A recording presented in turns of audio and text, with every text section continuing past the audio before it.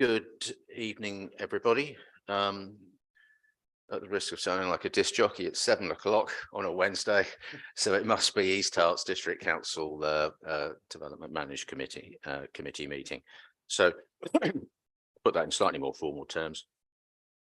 This is the Development Management Committee meeting of East Herts District Council. It's taking place on Wednesday, the 5th of April, 2023. Just going to turn to the agenda. Item 1 on the agenda is apologies. We have one apology. That's Councillor Ruth Buckmaster, who is therefore absent this evening. Item 2 is Chairman's announcements. I do have an announcement, some comments to make. As members of this committee will know, this is the final meeting of this committee in this administration. Just to remind members of the public, there are local council elections in May. This therefore actually is the last meeting of any type of East Herts District Council before the elections. So if I could just say, first and foremost, to this committee, thank you very much for everything you've done in this committee for the last several years. There are 1 or 2 people on this committee who've served on this committee for several administrations. I'm maybe looking at Peter Ruffles in particular there. Thank you very much indeed for all those years of service, Peter. But to this particular committee, thank you. I think as the years, and we've been together for a number of years, haven't we? As the years have ticked around, we've become a very good committee, I think. So I'd just like to thank you all. I'd also like to thank very much indeed all the officers who have supported us so well in the last several years. Sarah, as head of planning, particular thanks to you, and through you to every officer in your department. We know that there have been periods in the last 4 years when your department's been under really serious resources pressure, and it's not been easy. And it has meant that the provision of the service to the public has had difficulties, but you've stuck at it with your team, and you know, with Karen, thank you very much.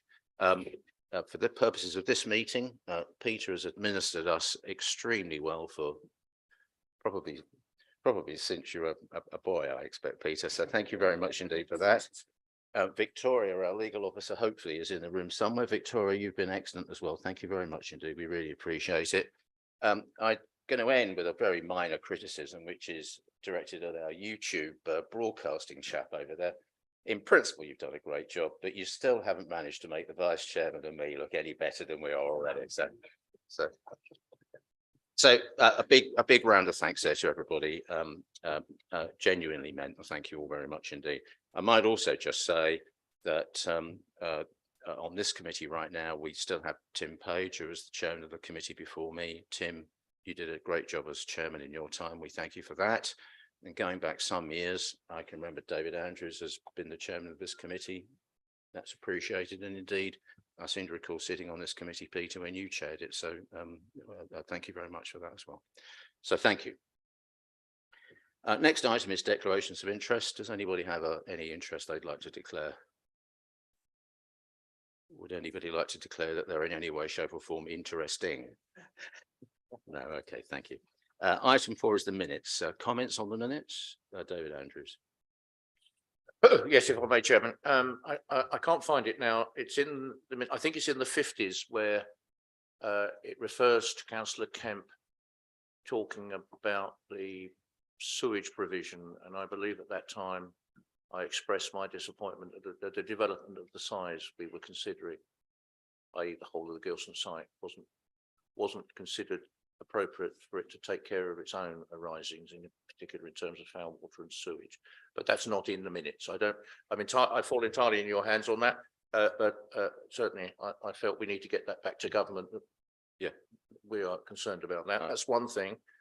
Perhaps I could also, I did make a declaration, which I can't find in the minutes.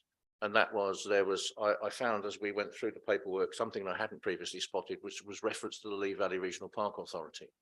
And I was completely adrift as to why it was referenced. It's nowhere near, and I can't see any immediate connection, but I did offer up at that time, and I believe that Suzanne Rutland-Barsby and Ian Kemp then on the back of that also did so. Thank you very much, David. got anything to add to that, Ian, on this, particularly on the sewage issue? No. Okay, go for it. Yeah. Yes, on page 20, I think the sentence beginning Councillor Kemp is not really very clear. I said, I suggested it's changed. Councillor Kemp said the conditions should not rule out the use of Church Lane or through traffic, and it was confirmed that it was not ruled out. I think that's the emphasis I'd want to put on it. Sorry, I couldn't raise this before, but these minutes, of course, only came on at the very last minute, so we haven't been able to give advance notice. But it was actually confirmed that despite what was said about the STC, that Church Lane could still be used, and I think I would like it noted that it should be looked at three-dimensionally and alternatives for other cars and so on being able to go over the top of it, and pedestrians being able to go to the top of Church Lane would be useful. Okay, thank you very much. Any other comments? No. Okay, so the question is, okay, Karen. I wasn't going to say, but I didn't feel my comments were properly represented either, because I did speak about the rural waste, not about rural waste, I'm sorry, about biodiversity. And that wasn't mentioned in the bit that I was quoted. Okay. Sorry, can I just interject? The minutes aren't supposed to be verbatim of the committee. It's really supposed to reflect the key decisions that were made. We can't incorporate every single person's comment and appreciate that it might be important, but they really are a verbatim decision. Not meant to be verbatim, just reflect the decision. Yes, I do understand that. That's okay. I made those points very clearly. That's but fine. Thank you. If I could just come in from the chair. So obviously, if some amendment to the minutes is required, they can't effectively come back to this committee next time, because it must be certain that the constitution of this committee will be different. So Victoria, not least looking at you, can we move this forward, allowing for the point you've made, which is clearly correct and important, that insofar as there are corrections or clarifications that just if correctly need to be made to the minutes, that we find a way to make those and in some way run them through me as the chairman for final approval or something? What's the best approach to this? I think so in relation to David's point about the declaration, I think that's really important that was reflected.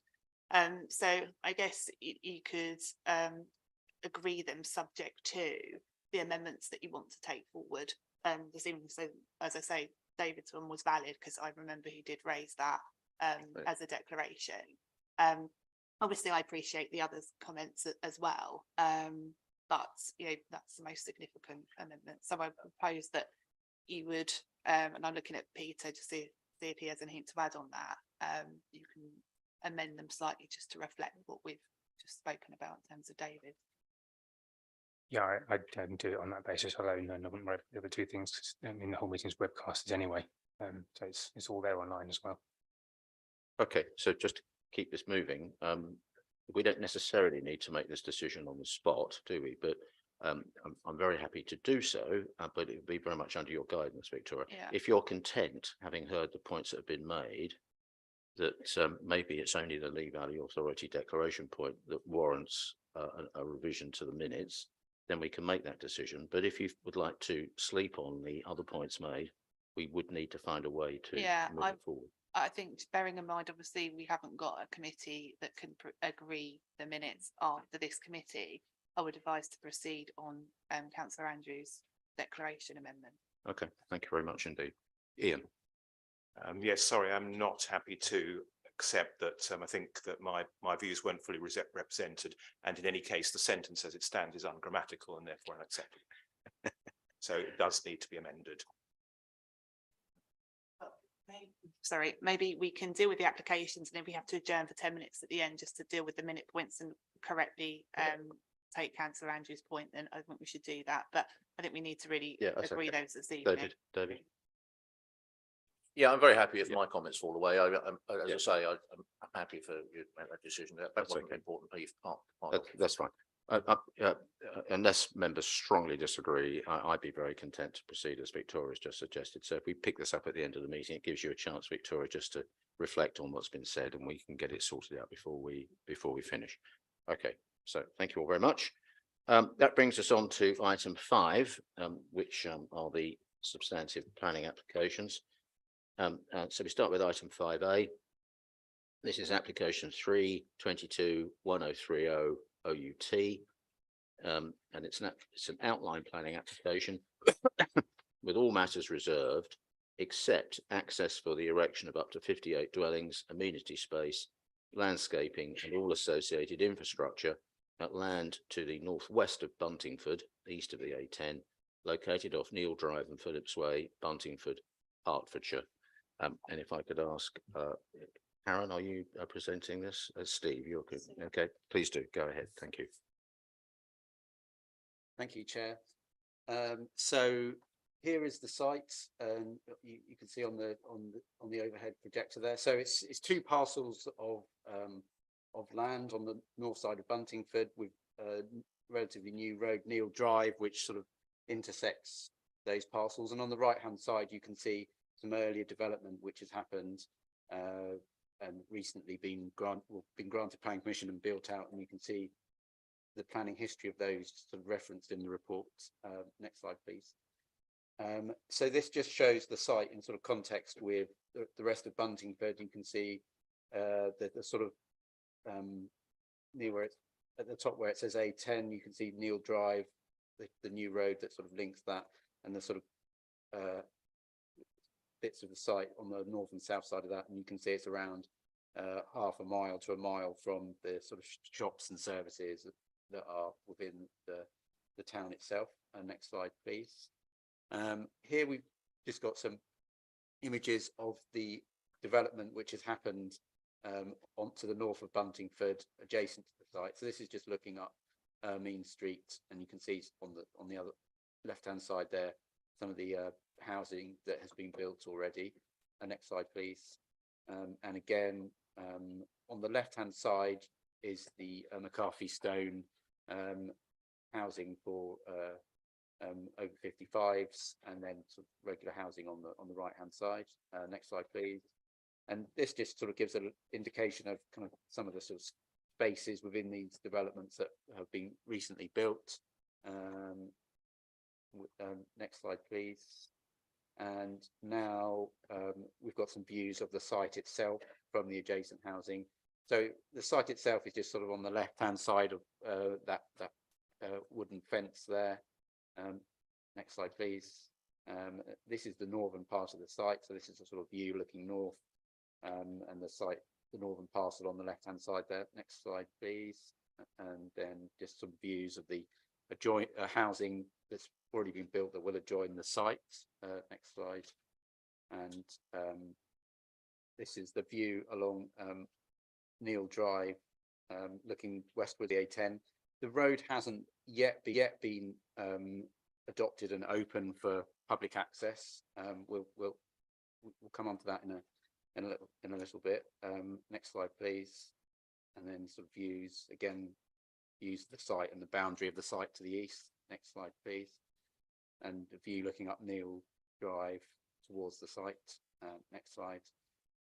And again, next slide. And then looking southwards down towards Buntingford town centre and the school. Next slide. And then this is the access to the A10. Next slide, please. And again, the site itself and the view to the A10 access. You can see this is the boundary of the site with the A10 currently in place. Next slide, please. And then a view from Throcking Road looking eastwards, and you can see the site sort of behind that embankment there. Next slide, please. So as discussed in the committee report, the application is the site is identified within the district plan of land north of Buntingford for housing development, and some of those earlier Some parts of the site have already come forward and been built out, as you can see from the photos. This sort of parcel of land is the application site's the remaining sort of bit that hasn't been built out yet. There has been a master planning process that's taken place, and the master plan's been adopted by the council, and that looked at the sort of site context of the previous development that's happened there, the sort of features on the site, and developed a sort of master plan for the site, the sort of design principles, which would be a design-led development, a landscape-led, trying to sort of integrate the site with the adjoining housing development, and also promote active travel, sort of walking and cycling links from the site down towards the town centre. And also gives it also sets out a sort of indicative housing number for the development up to 55 units. Next slide, please. So the application that's come forward, it is an outline application. It is in so we have some illustrative layout plan, which is on the right hand. Well, this is sorry. We've got a few illustrative plans that show this is how it could be built out to kind of meet the principles in the master plan and the planning policies and requirements that we have. And so on the left hand side is the affordable housing plan, and it sort of shows how it could be distributed on the site. We've got the sort of design approach of these 2 perimeter blocks on the north, 2 on the south, and with the links into the housing to the east and to the south. And then so on the left you've got the affordable housing plan. The blue is the affordable units, how it could be pepper plotted across the site. Obviously this is not for approval as such, because they would need to submit reserve matters that would come forward, and then we would look at these sort of details again. So it's just showing this is how it could be. This is one way of doing it. And then on the right hand side is the housing, showing the parking distribution across the site and how you could sort of provide parking to create good streets as well as meeting the parking standards. I think just whilst we're on those plans, it's probably worth highlighting in the committee report there were a few sort of comments from the conservation and design officers, sort of raising comments about the sort of the frontages onto Neil Drive, and the sort of pedestrian links and things. And we feel these sort of things can be addressed at the reserve matters stage. So we'll have a chance to sort of get those details right at the same time. But we also feel, these kind of illustrative plans, they do sort of follow quite closely to what is in the adopted master plan. So in principle, kind of would vaguely, we do support that. Next slide, please. This is just the plan showing the access. So you've got the sort of site access into the northern and southern parts of the site, and also it's been sort of tested to show that it's a safe access, as well as with vehicles coming into and out of the A10 at the same time. Next slide, please. Also, this is a drainage strategy plan, and the proposals have changed. The alignment of the accesses has moved slightly to accommodate kind of revised drainage strategy with more surface attenuation rather than below ground. I think previously, as originally proposed, there was more sort of below ground storage. It's not so good for biodiversity, so that's been incorporated in above ground storage, and things like the sort of dry swales and permeable paving. Next slide, please. And then the southern parts, again, similar approach. Next slide, please. And the access would be that already, so I won't dwell on that. Next slide, please.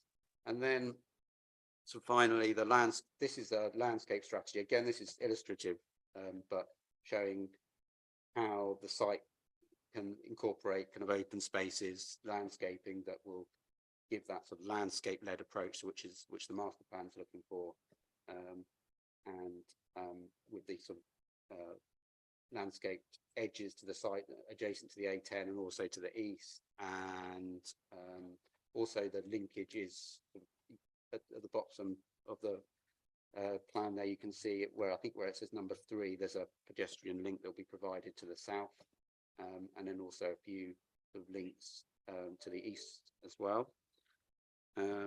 So in summary, we feel the application does accord with the policies within the district plan, provides new housing, helps the council to meet its 5-year housing land supply. We also feel that what we've seen at this outline stage does show that the proposals will provide a good standard of design and landscape. And so in the planning balance, you can see in the committee report, we're recommending the application for approval. I just wouldn't draw members' attention to the addendum report. We just had 4 additional letters, concerns around sort of infrastructure and doctors and dentists, school places and so on. That's covered in paragraphs 8.63 to 8.67 of the committee report, where we talk about the contributions towards education and health and other community infrastructure. There's also a few concerns around about Neil Drive, and you can see that road, it's not been opened fully, and that's causing a bit of frustration in the community. The reason for that is it's not been adopted yet because there's discussions that are ongoing between Redrow Homes, who built out that earlier phase, and Hertfordshire County Council around the junction of Neil Drive with Ermine Road and or Ermine Street. And once that's finalised, then there's a few other measures that will be required to be put in place at that junction, and then the road will be able to be adopted and open to the public. So that's sort of underway at the moment, and hopefully should be completed soon. We don't feel that it's a reason to delay consideration of this application, because it's a separate matter really outside of this application site. And we also feel that we do have a number of sort of planning conditions in this application, which mean that the developers won't be able to kind of start the development until Neil Drive is open and ready to use. So it's going to be there and available to use for this development. So we don't feel that there's a reason to sort of delay consideration of it. There's also a few other comments around that the adjacent development's not being built in accordance with approved plans, but that is a separate matter. That's a separate site. Also, there's just a couple of updates, just a couple of additional planning contributions that they were sort of alluded to in the committee report, but not listed in the heads of terms. So those are brought in just to make that clear in terms of the health contribution and the contribution to the Buntingford Community Area Transport Scheme. All the other matters are as set out in the committee report. Thank you, Chair. Thank you very much indeed, Steve. Okay, so we now move on to public speakers. As far as I'm aware, we do not have a speaker against from the public, but we do have a public speaker for, and that is Mr. Rob Snowling. There are rules of engagement, Mr. Snowling, which I'll explain once you've sat down. And once you have sat down, don't do anything other than listen to me so we don't get it wrong. Okay, so this is, as we classify it, a strategic application. So as I'm sure it's been explained to you, you get 6 minutes. You don't have to use 6 minutes. But if you are still speaking at the 6th minute when it expires, you will be cut off. Okay, time starts when you press the button there. Red light will come on. So don't press it until you're ready. But once you've pressed it, the clock starts. Over to you.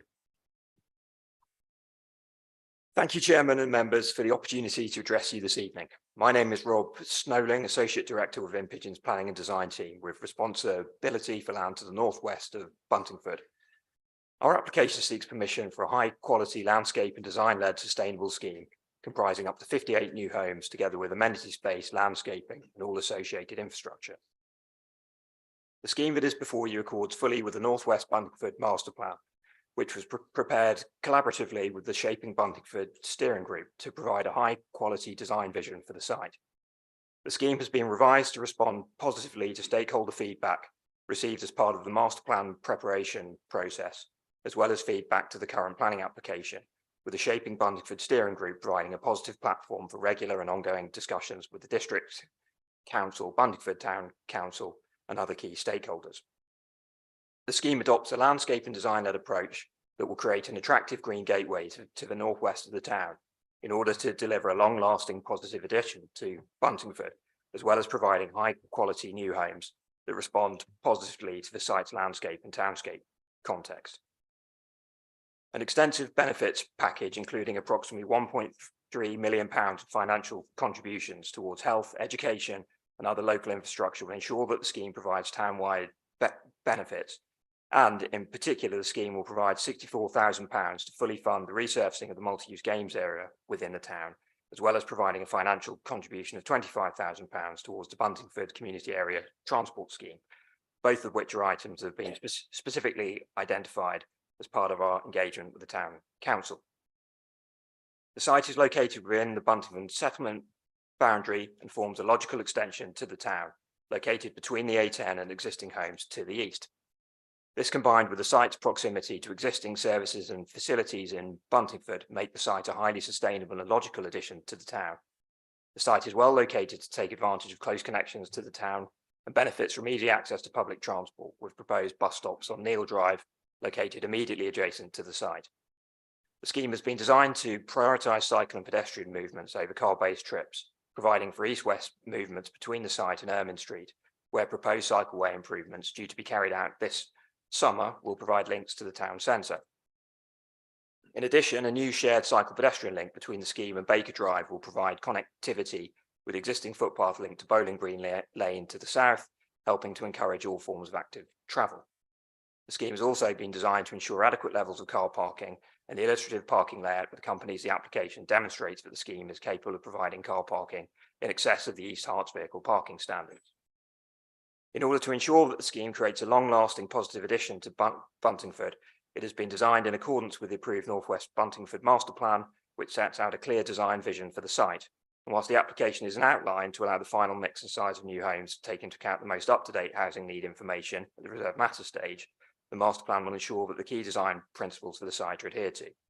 These will include the creation of an east-west green corridor, new areas of wildflower meadow, together with new tree and hedgerow planting along the A10 and Neil Drive in order to reinforce the site's landscape framework.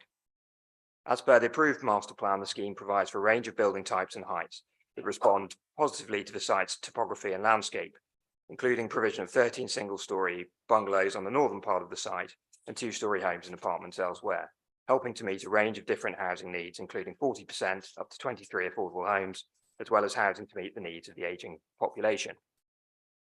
As well as being designed to function as a highly sustainable addition to Buntingford, all new homes will include a dwelling-centric fabric-first approach, which locks in carbon savings for the life of the building. Further carbon savings through building-centric renewable technologies will be achieved through carbon-saving technology, such as photovoltaic solar panels and air source heat pumps, with all homes adopting an electric-only heating strategy that allows the carbon footprint of the scheme to continue to fall with continued decarbonisation of the grid. Provision will also be made for access to electric vehicle charging for all homes in safe and accessible locations, and all new homes will include water-saving measures to ensure that water consumption will meet or exceed the lower target consumption rate of 110 litres of water per person per day. Attractive green spaces will be created through native planting, which, together with planting that encourages wildlife, will help to deliver a biodiversity net gain of over 10%, whilst also helping to provide a beautiful setting for the scheme. Long-term management and maintenance of the public realm will be via a community-led estate management company, thus ensuring that all non-private landscaped areas are maintained to a suitably high standard. We're committed to working collaboratively with East Herts Council and Buntingford Town Council in order to secure the timely delivery of a high-quality landscape and design-led sustainable scheme on the site.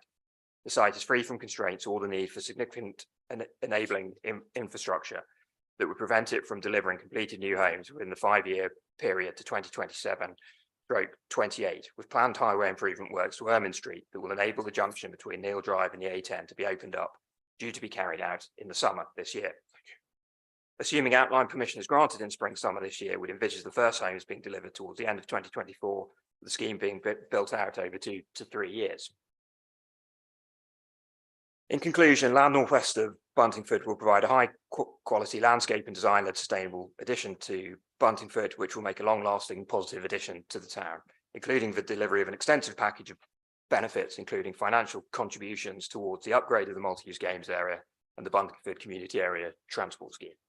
Thank you for allowing me to address you this evening and for your consideration of our scheme. Very impressive. You must have practiced getting it into 6 minutes on the spot. Anyway, thank you very much, Mr. Snowling. Thank you, much appreciated. Thank you. Now, as far as I'm aware, we don't have a parish or a town council speaker here, but we do have an East Herts District councillor who wishes to speak. That's Councillor Jeff Jones. Jeff, you speak at whatever length in my discretion, so say nice things about me. Thank you. I always say nice things about you, Chairman, and thank you very much for allowing me to speak. Thank you, Chairman. Thank you, members. Yeah, speaking as the local member,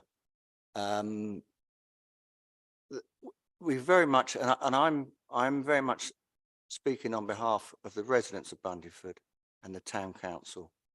We've discussed this in length, a lot of emails, etc.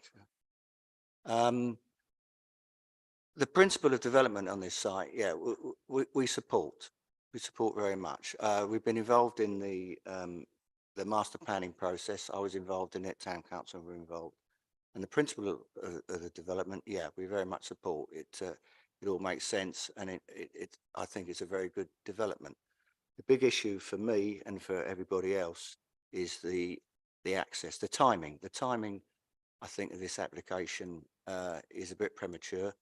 The main issue we have is the access on Neil Drive, and I'm sure members are aware the issues that we've had from the previous Redrow application, which was what, 4 years ago. We've been waiting and waiting and waiting for Neil Drive access onto the A10 to open up, and the traffic calming measures put in place, which was the section 278 agreement, 278 works for traffic calming on Ermine Street. My mailbox for 4 years has been pretty full from residents on two sides. Actually, there is a group that would like to see, that have moved into the development and have probably, if you like, enjoyed the benefit of Neil Drive not having vehicle access off the A10, and are claiming that they were missold and that they didn't know that traffic was going to come through off the A10. And there is equally a group that want to see the access open and the traffic, especially the traffic calming measures on Ermine Street, put in place, which currently is 60 miles an hour, and with the traffic calming, it will be reduced to 30 miles an hour, making it safer for obviously families, children, etc. People walking their dogs along that road. So that's the main issue. And I went through the master planning process, and it was pointed out then that yes, very much support the principle of the development here, but we couldn't possibly support it until the Neil Drive access is open. As I say, it's been going on for 4 years. They were due to start the works. So Redrow's contractors were due to start the work. It must have been 2 or 3 years ago now, probably 3 years ago, when we thought, great, we've finally solved the problem here. And literally a day before they were due to start work, they pulled out. For whatever reason, you hear various things. I think, well, I was told that Redrow senior management were concerned that there was possibly some legal action from residents who didn't want the access open claiming they were missold. And I think as a result of that, they decided not to commence with the works. And we've been pushing and pushing these works to to start. Going back in time, I don't want to take too much of your time, but just giving you a bit more background to it.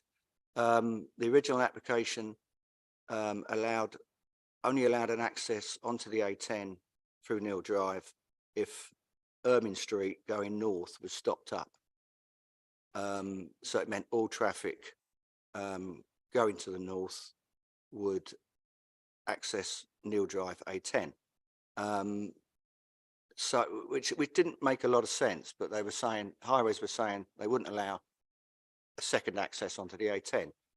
Anyway, with further discussion with Highways following that, myself and the MP and a group of residents from the Maples estate there, we got an agreement with Highways that they would keep Ermine Street northbound access open. They'd offer basically no objection to it remaining open. So we thought that would be a good result, and the works could continue in opening Neil Drive. That still hasn't happened. It's still going on. I do believe we are very close to those works being done, and once the access onto the A10 is open, fully support this application. But at this current moment, that access isn't open. There are discussions in place, of course, between Redrow and Highways, and I do believe it will probably open.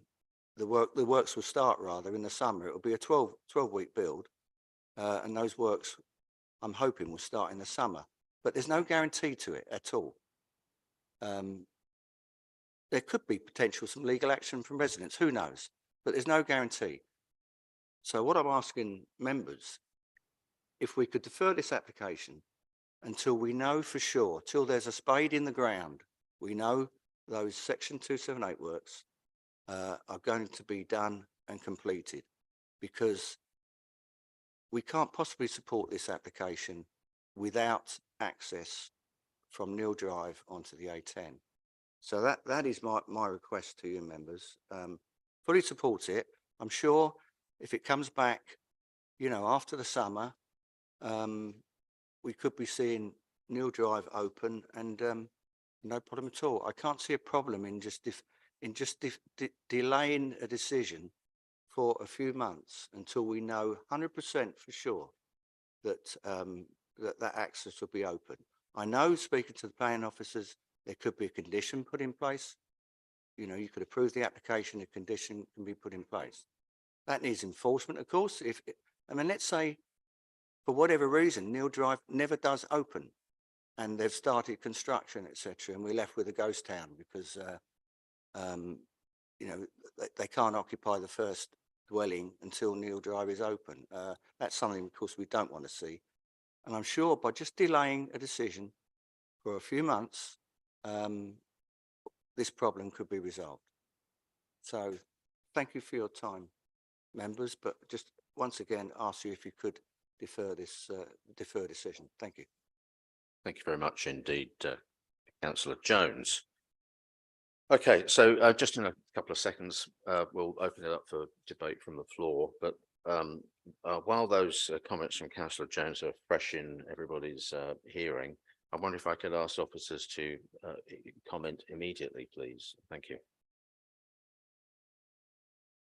So, yeah, we are aware of the issue. It was raised by some of the comments on the application as well. I think, if we're looking at, when we're looking at whether an application should be deferred or not, I think we need to understand if there are sort of planning reasons why that would be justified. For instance, is there sort of missing information? We need some more information about something to make a decision, or is there a problem with the application that needs to be sorted out? Those sorts of things we would see as being a sort of reasons to defer an application. But I think in this case, we can't see any planning reason for deferring the application.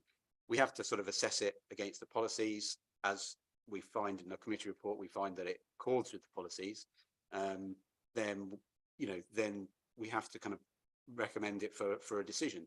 And note, I appreciate the concerns as well about, you know, there is an issue of, well, how, you know, how do you access the site for construction, for occupation, and Neil Drive would be essential for you know, for accessing this development. So, but we feel that, you know, we can require those things to happen before before commencement of the work or before occupation. So there's no question that the development won't be able to be accessed. You know, we can make sure of that through the planning conditions that we are proposing already in the committee report. So the sort of, for instance, we've got a condition requiring a construction management plan, which also requires details of the construction traffic routing. So there's no way you could build this site without construction vehicles coming in directly via that new access from the A10. We wouldn't allow them to come in, you know, through other routes going past residential houses. So it has to be so that condition can, you know, essentially can require that the development, you know, Neil Drive has to be provided before the development can be commenced. And also we've got conditions about the you know, the vehicle access itself onto Neil Drive. So, you know, those things have to be provided before the development's occupied. So we don't really feel that there's any concern that the development won't be able to be accessed via Neil Drive once it's occupied, really. So as a result, we don't really feel there is a reason to defer the application. We feel that, you know, it is of a form which members could make a decision on. Chair, I think it's also worth noting that we've been in touch with the Highway Authority, who have provided assurances that the measures, the 278 works will be undertaken this summer. And I appreciate that residents are frustrated and it has taken a long time, and there's no guarantees around that. But we do have to be mindful of the fact that this is an outline application. And for that reason, there's a number of hurdles still to overcome in terms of the planning process before you can put a spade in the ground. So there's still reserved matters applications that need to be submitted to us for approval. There's still conditions that will require discharge prior to commencement. So when you factor that in alongside the programme that we've been advised about from the Highway Authority, I think by the time this development comes forward and is ready and development can commence, I think it's likely that the works to Neil Drive will have been underway or completed. Thank you, Karen. I know from experience that it might very well be that a member or more than one member will talk about construction traffic management, so I'll leave that to the floor. But if we just come back to Councillor Jones' comments, Councillor Jones, as both of you have done, I think, made reference to a condition. In effect, he's suggesting that a condition could be introduced here to make absolutely certain that X, Y, Z will not happen unless the condition is satisfied. What would your response be to that? There's two controls essentially. So we've already got an existing control, which is through the construction management plan, which, as Steve said, confirms that no development can commence until that plan has been submitted to and approved. That plan needs to detail the routing plan for construction vehicles and access arrangements to the site.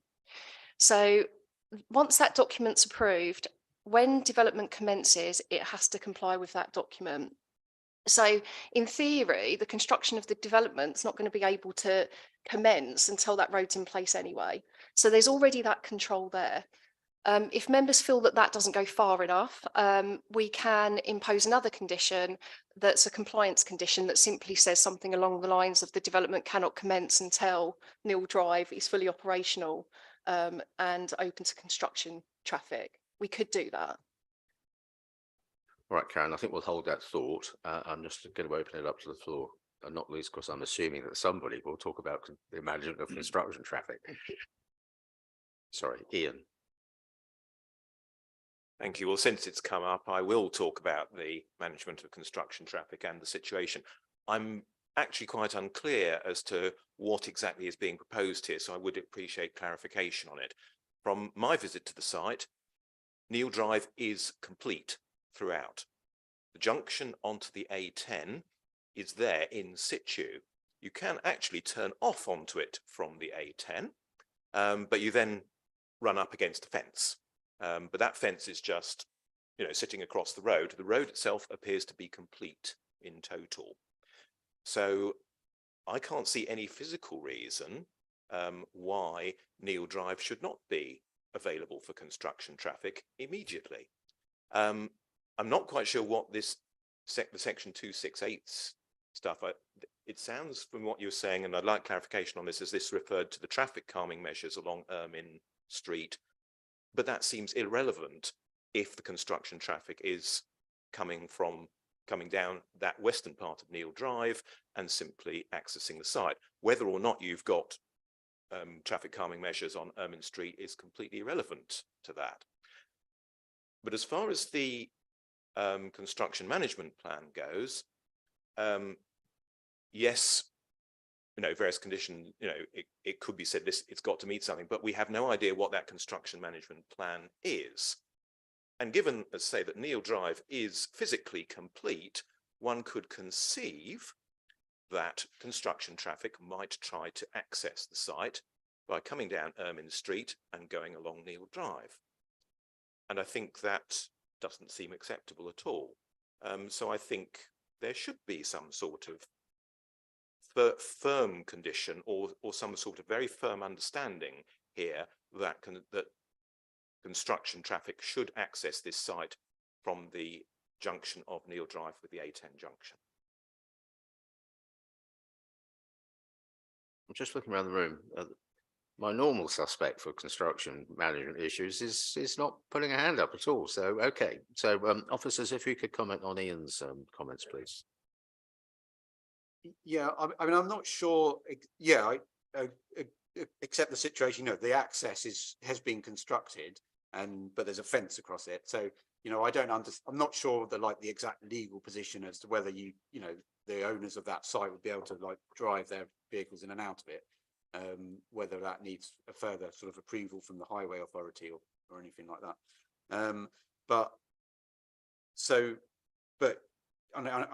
I think if they were to be wanting to use that as a construction access, they would need highway authority approval, regardless of how it is at the moment.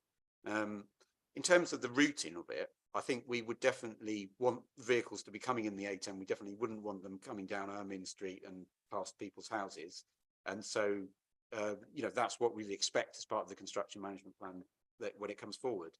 I suppose the wording of the condition could be sort of tweaked slightly to make, to say that that would be what the expectation would be when it comes forward.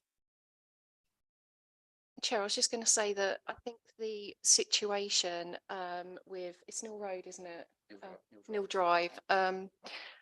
It's going to be an adopted road, so it's going to be a road adopted by the Highway Authority. So it's there, it's been constructed. Councillor Kemp's right. I think there's just a few minor modifications that are required from the Highway Authority before they're going to be in a position to adopt the road. And we've been advised that they're just minor things. Go on. Yeah, so that the works that are actually required are at the other. If we could we just get a perhaps the second slide or the first slide, the aerial photo. Keep going. That one, yeah.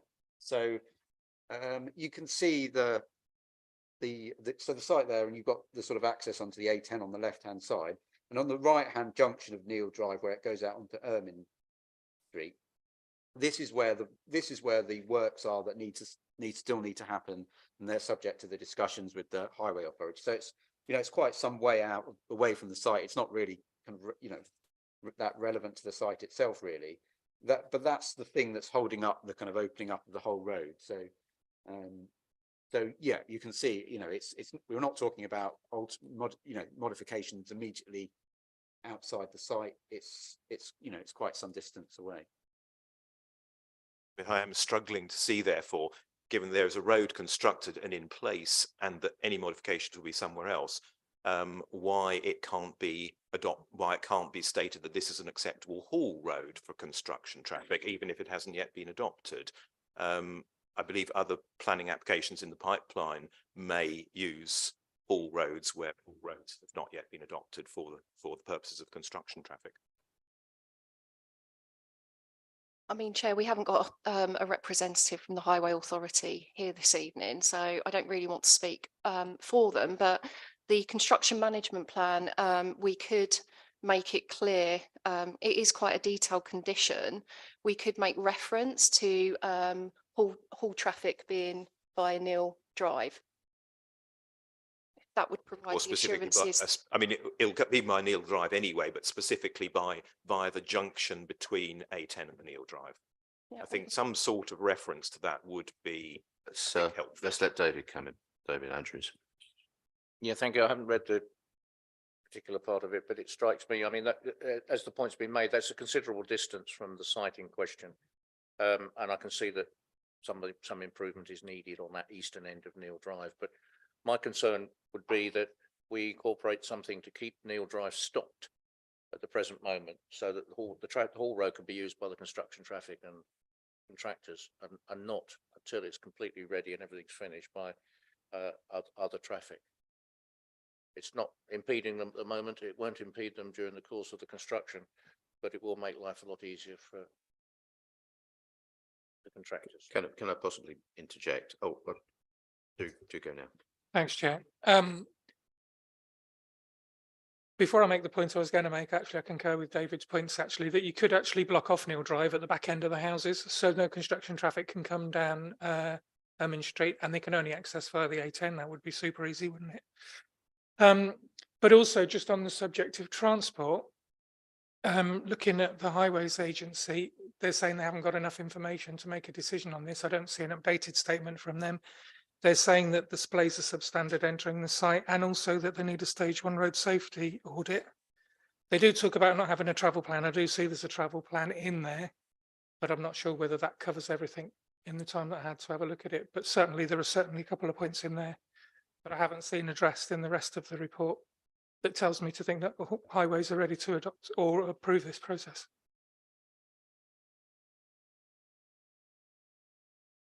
When we caught up with the Highway Authority, they have undertaken the safety audit, and so the additional measures I mentioned earlier that still need to be completed, that's what I was making reference to.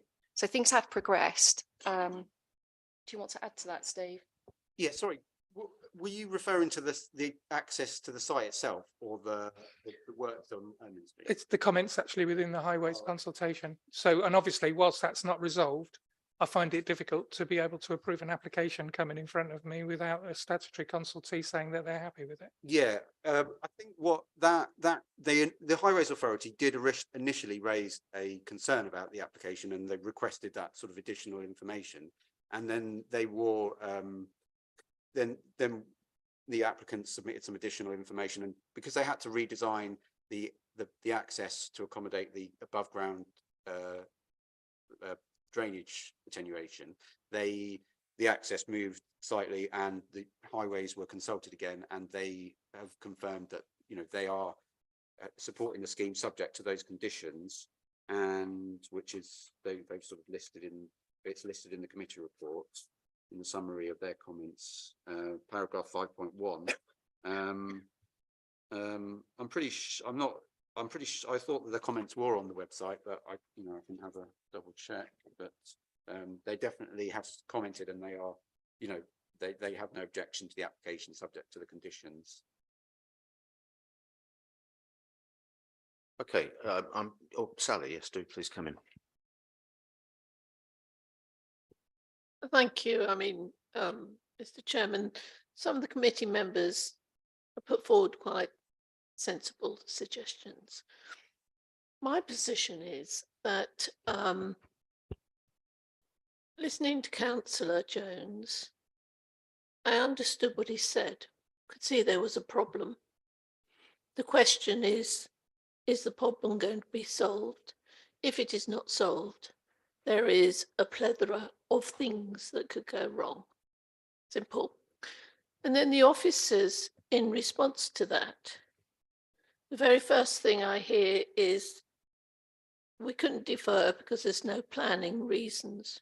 Heard that a lot over the years. So I'm thinking, what actually is the elephant in the room?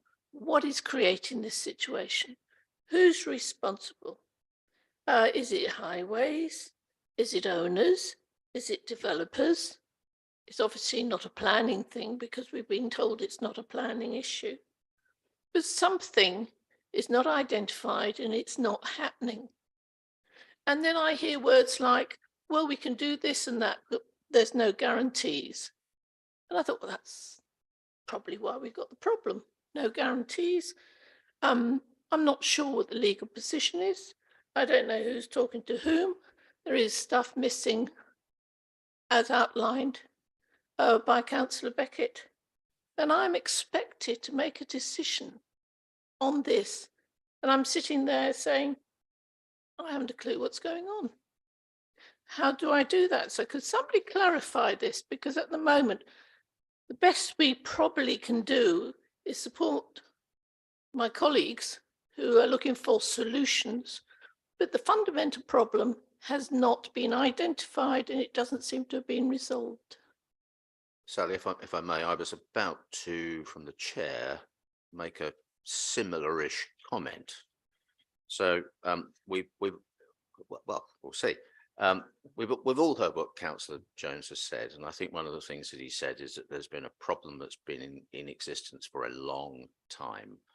Although I think he was too polite to say this, but the inference is that he and his residents that he represents, because this existing problem has been out there for so long, he's not trusting that things will sort themselves out on their own. So it therefore it therefore seems to me that there's an issue there.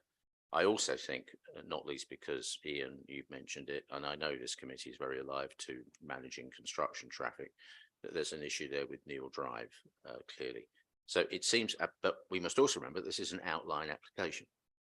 So it seems to me that where the committee is heading is acknowledging it's an outline application, but really wanting the tightest condition we can to make sure that Neil Drive doesn't suffer construction traffic when it shouldn't do, and that the issue with access onto Neil Drive from the A10 is made very, very clear. And I think in your earlier comments, Karen, you were beginning to offer us something along those lines, weren't you? And if you'd like to put a little bit more flesh on those bones. Yes, thanks, Chair. So I suggested that we added a bit more detail to the construction management plan requirements, particularly where it makes reference to construction vehicle routing, just to be clear about access off the A10 onto Neil Drive. So we can do that. We can weave some words in.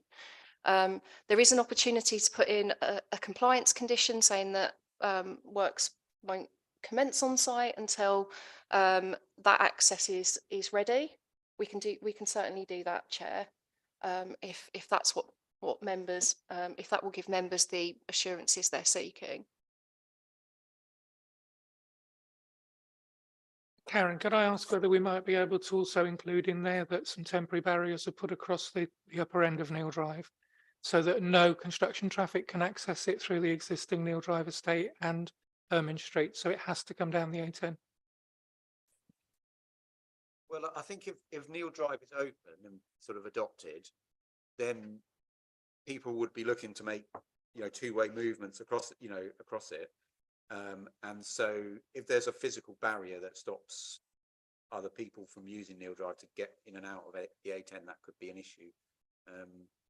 I do agree. We definitely don't want the construction vehicles going past that point, but I think a physical barrier might be a problem. Unfortunately, it would just be a monitoring.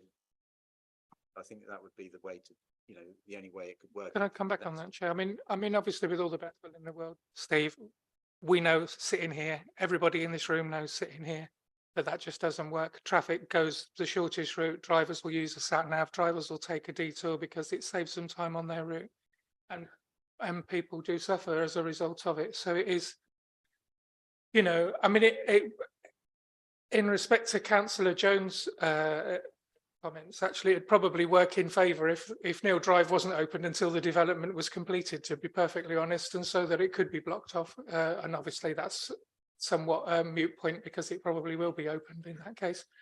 But there needs to be a much more rigid way of stopping construction traffic coming down Neil Drive, either a weight limit put on the bottom end of it temporarily by highways or something. But, you know, we should do some work before this development starts to mean that there is really strong ramifications for any vehicles accessing via Ermine Street.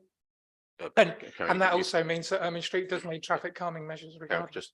Just hold that thought. We'll just pick up a couple more points. David Andrews had his hand up. Yeah, thank you. Steve said it wouldn't be possible to maintain a barrier across it. There's been a barrier across it for quite a long time. But it's there now. But the only difference is that currently it's at the traffic island on the A10 junction. My suggestion is we move it 120 metres to the east so that neither the people who would ordinarily use Neil Drive to get to and from their houses or deliver to them can get through the construction site, nor can the construction site traffic access it through there, nor can they go beyond there if they've come in from the A10. So it's just a question, in my mind, of moving that barrier across for the period, however long it takes to build out this development. There is a barrier there. It is working. We just move it. Tony, did you? Sorry for clarification, really. But if the road becomes adopted by highways, we can't put a barrier across the road because you can't have it both ways, can you? Surely, because we can only put a barrier across that road if highways gave us a road closure order. Yeah, but it's not adopted yet. If the road became Okay, but that might make. let's hold that thought. I'm going to let Ian come back. Yes, because I think that some of what's being said here is different to my understanding of what Councillor Jones was saying. My understanding of what was being said was that the residents, or many of the residents, have wanted Neil Drive open as soon as possible. They've wanted that access onto the A10, and if it's open, I'm not sure they would want a barrier across it. They don't particularly mind if construction traffic's using the western end. They're quite happy that I think many of them would be perfectly happy to go out through it and use it themselves and mix in with whatever occasional lorries there would be. And they also have the option of going up Ermine Street if they want to, but it would actually take traffic off Ermine Street if the western end access If I open. If I might just speak from the chair on that one. Yes, I think my understanding is the same as yours, which is that Councillor Jones spoke to that point.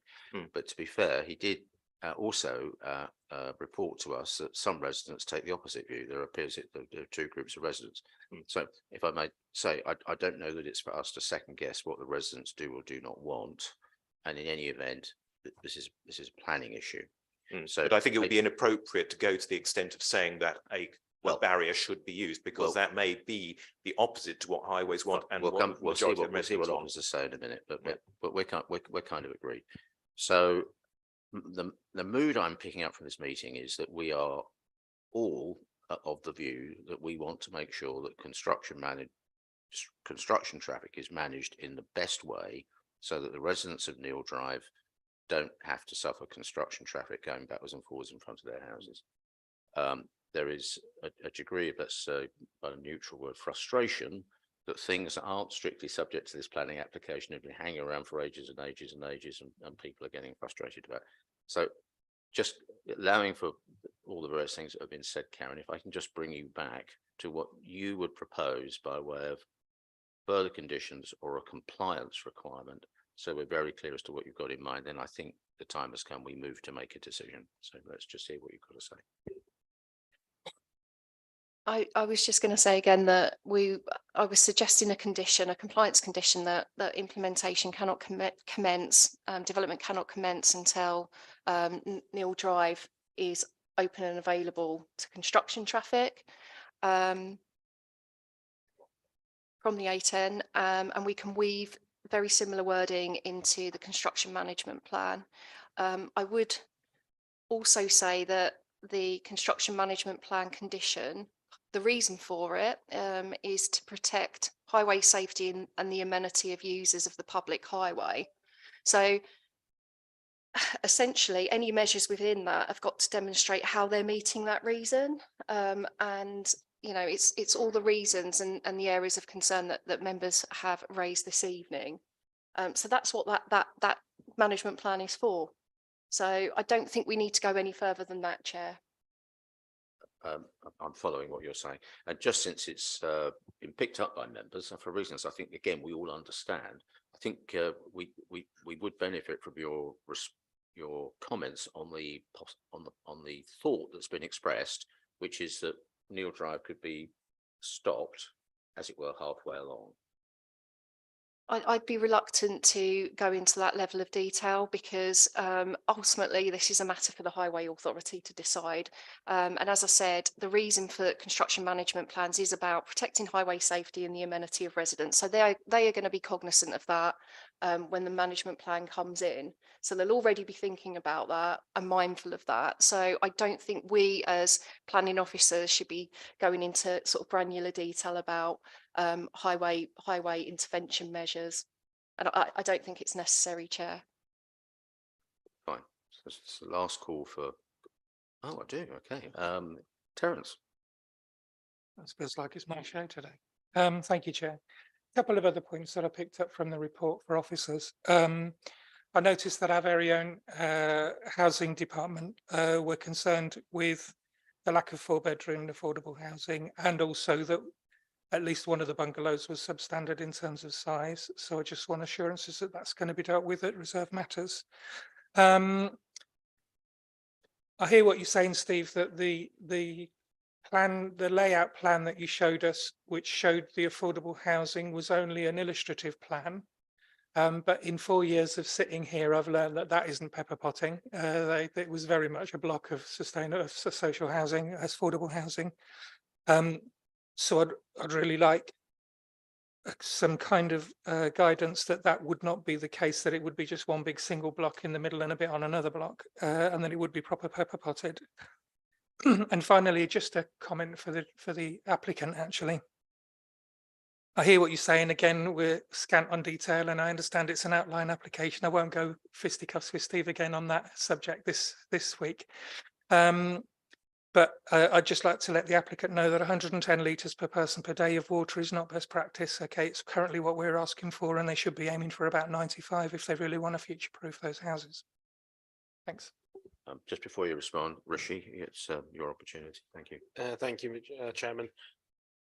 So, Councillor Beckett took my first point on the spacing. I had one other point, which was 5.3, 5.4 in the report. It states that the lead local flood authority previously raised concerns about the site being underlain by bedrock and attenuation storage being recommended with discharge to existing surface water.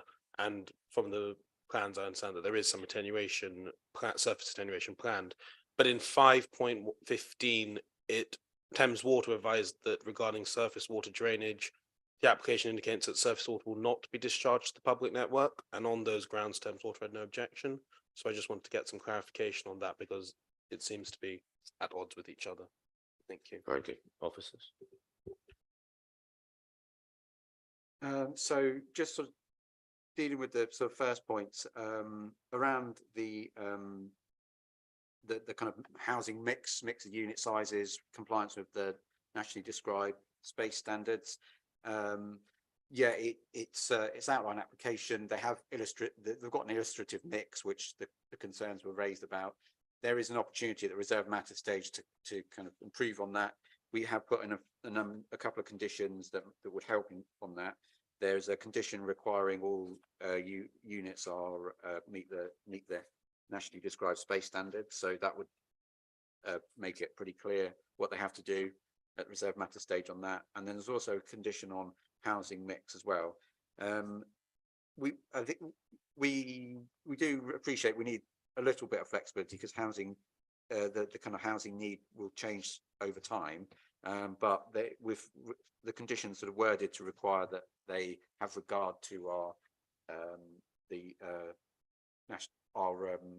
kind of housing market assessment on what's kind of what's most in need at that time. So they do have to have regard to it. There'll be some flexibility at reserve matter stage, but they need to show how they're kind of paying attention to that. What did you want to ask on the deal with the? Oh, yeah, yeah. So there was a comment made about pepper potting and wanting to ensure that affordable units are spread across the site. This is always a difficult one. I think it's something that as planners, we would always want pepper potting, but on a 58 dwelling scheme, the reality is when you're looking for a registered provider to take on units, what we've found is that they prefer to take blocks on. They find it very difficult around management and maintenance to deal with units that are spread across the site. So because this is quite a small site, I think it is appropriate in this instance to allow for some flexibility there. The important thing is that the quality of the build is of a high standard for all of the blocks, and that's where we as planners come in to ensure that that happens. Obviously you want mixed and balanced communities, but this is a 58 unit scheme, so I think we need to be a bit flexible on that point. And then just the sort of the point about drainage. I think, yeah, the main concern that the LLFA had initially on the application was that there was a below ground attenuation proposed and underground tanks, and they felt that was, in terms of the types of suds that you can do, that's not ideal because it doesn't have any benefit for biodiversity, and you can't sort of incorporate into the landscaping. That was one of the main issues that they had, which is why the scheme was revised, and the kind of above ground attenuation was provided instead, and resulted in the access moving slightly. I think the Thames Water did recommend a condition which we have put on. I think that there may be a bit of a misunderstanding on their part about the kind of exact nature of the sort of updated drainage strategy. But it's not really their sort of main area in any case, and because it's also an outline application, that's a sort of a strategy at the moment. We can get full details to be submitted as well as part of the condition, so there's another chance to kind of look at the full details of the surface water drainage scheme. I think condition number 6 deals with that. Thank you. Thank you. Just to come back on that. So just to clarify, under the current proposed with the attenuation scheme, is surface water supposed to be discharged into the public network? Because Thames Water have very clearly stated in their response that they would consider it a material change to proposal. So I just wanted to, just for ultimate clarity, can you confirm? Yeah, just take that. Just to be very clear on that, please, Steve, Karen.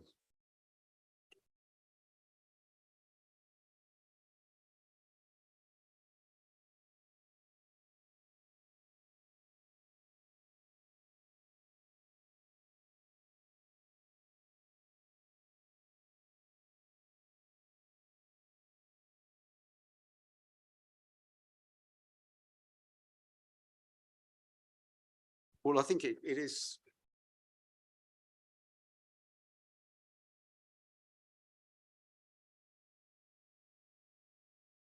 Okay, yeah, I think the strategy does involve discharging into the main sewer network, because the infiltration has previously been identified as being an issue. So yeah, I mean, I don't know whether Thames Water have got the wrong end of the stick on that, but okay, so there is going to be surface water, so presumably then again they will be reconsulted when it comes to reserved matters, because from what it reads is that they're making it very clear that they believe that's material change and the application would need to be amended. So would that then come back and they would have a chance of commenting on it, or is this the only stage? Because that's what I'm not clear on. Yep, I'm looking at officers. Yeah, so yeah, we would consult Thames Water on a discharge of condition relating to drainage. And also they have recommended a number of other conditions as well. So they would be consulted on those too when the details came back. Must be Thames Water bringing it in. Can we just be, Rishi's made a very precise point, yes, I think it warrants a precise answer. Rishi's question is, can this be adequately picked up when reserve matters are dealt with? Well, yes, I think he's looking for a yes or no answer, really. yes, we believe it can. We do have the conditions in place, and you know, it's a strategy that's submitted at the moment, and we've got the opportunity to get details and consult people again. Okay, thank you. And just again for ultimate clarification, so do you believe that Thames Water are inaccurate, or in where they say they believe it's a material amendment? In officers' view, is that not the case? I think Thames Water would have been consulted on the original application, on the original drainage strategy, so they haven't seen the kind of updated version. But you know, I think that's a sort of standard wording that they often put in their comments. I think the key point is they haven't objected to the proposals. If there is going to be a significant change to the way drainage is managed on site, there's an approval process that the applicants will need to go through, and we'll need to reconsult Thames Water. I'm looking at Rishi, he's nodding, I think. That might be a very good answer, because what you're saying is that that if, relative to Rishi's question, if things go a little bit awry, we have the conditions and power to pull things back to where we want them to be. Yes, that's right. And there is a condition. There is a condition 15 as well, which requires details to be submitted. And we would consult Thames Water on that. The application's been submitted with a drainage strategy. We're satisfied it's fit for purpose at this point in time. And to the best of our knowledge at this time, we think it will work. So that's the important point. Okay, thank you. Ben. Thanks, Chair. Yeah, a couple of relatively quick questions. On, I think, page 34, the officer report states that the master plan shows significant tree planting in the plan. I wonder if you know what significant, if we know what significant means at this stage. That was one question. Second question was the Herts and Middlesex Wildlife Trust had a comment requesting insertion of I think it's specified five biodiversity units going into condition to clarify. And I noticed in condition 16 it has quite specific figures for bat cavity boxes, swift boxes, and I wonder, is there a reason why we couldn't have that condition added into that, or as an option?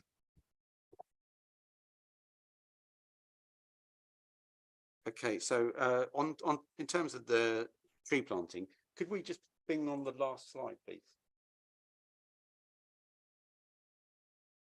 Yeah, so this is the sort of landscape strategy. I mean, it is worth bearing in mind that the areas of open space in front of the houses that have already been built are actually outside of the site. So some of those trees aren't actually inside the application site, but you can still see, you know, significant areas of tree planting on either sort of east and western boundaries of the site and along the frontage with Neil Drive. The big tree that you see sort of on the southern parcel of development, in that sort of open space there, that's a retained tree. That's the tree that's already on site, and that's going to be retained and protected during construction. But kind of elsewhere, there is space for, and it's been indicated that we will, you know, that there can be significant tree planting, and then again, the details of the landscaping will be a reserved matter.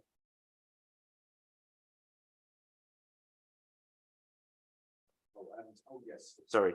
Yeah, so the landscape environmental management plan, I think, yeah, it doesn't refer to the 5 credits, because I think that's just a sort of standard wording that we've used, but I mean, it could do that. Yeah, to be clear. So I think councillor Crystal might say, well, perhaps it should do that then. Yeah, yeah. I'm also kind of guessing that councillor Crystal might say, can we just make sure the trees do go in? Is that right? Yeah. Yeah. Okay, good. Ian Kemp. Thank you. In the report, it's very good about the various Section 106 contributions that have been requested and advised. In fact, there seem to be 16 in all, which I think is a good example of how a development like this can benefit the community. One thing that isn't mentioned, however, is the request by the NHS for a contribution. NHS seems to be a bit of a hardy perennial for us, but if you could just comment on why that isn't in the Section 106 list. Yeah, apologies. It was mentioned in the comments, but didn't make it to the heads of terms, but the update report does include that. That 74,000. So it is included, is it? Yeah. Right, thank you. I think not specific in the report. We need to make when you come to make a decision, you need to be very specific that heads of term is added as part of your decision making. And we can pick that up when we get to the end. Sorry.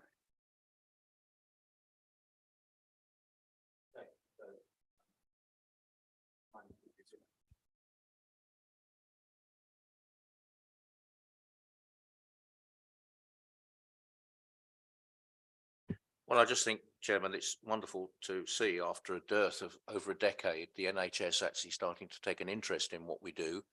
And they're awake now to the fact that there are funds and ways that they can improve their facilities, which I'm sure they'll be very happy to do. They had no resource to do that for, to my certain knowledge, 10 years. I'm hoping now that we'll see a lot more of that coming forward.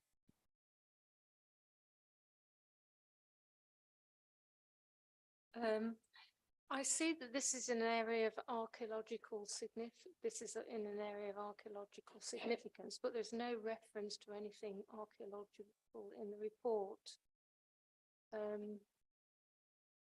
I just wonder if it's been overlooked or whether there is no significance at all. Well, in the area. I'm going to take Sally before you comment, officers. I do think now is an appropriate moment just to record that we are dealing with an application in the year 2023 that involves reference to Ermine Street, which goes back to Roman times, as we all know, and that is quite special, isn't it? We'll come back to you in a second, Caroline. Sally. Thank you. Mine's just quite simple. We're going in a direction of travel which hopefully is going to cover all the concerns that we've heard, and I would be quite supportive.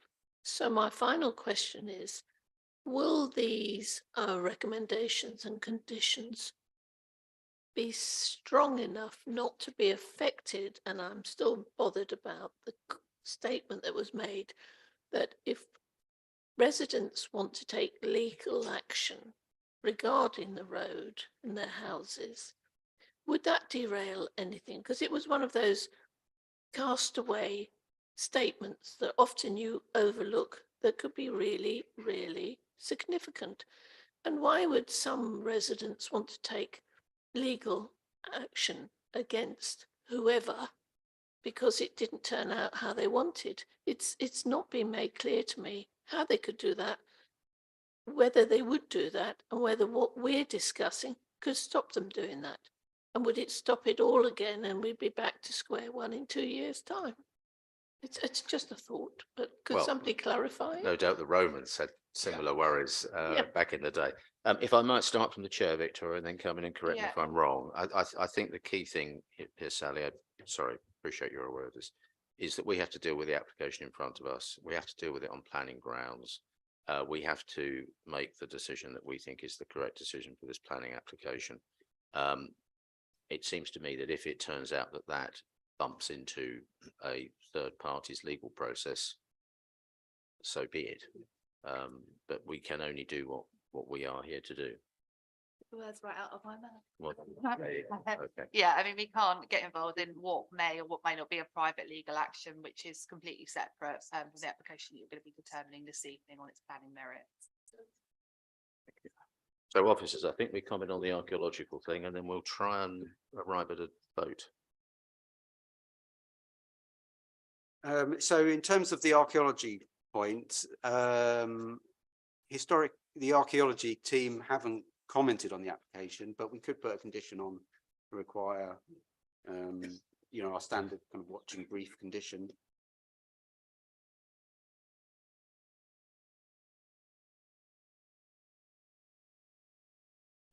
And if I might just say, not least because we all know that this is a point that comes up quite often on this committee.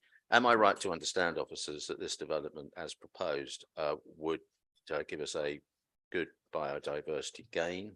And am I also right to understand that it would give us more or less our 40% affordable? Yep, 10% biodiversity net gain and policy compliant on the affordable housing.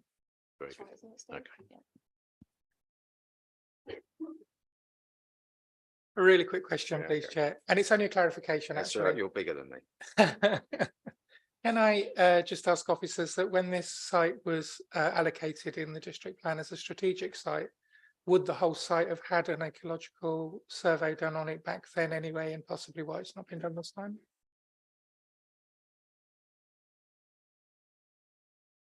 It could be, yeah, it could be as part with that previous application on the Red Row and the McCarthy Stone land. I'm not sure, to be honest, all the documents that were submitted with that. But yeah, it could be.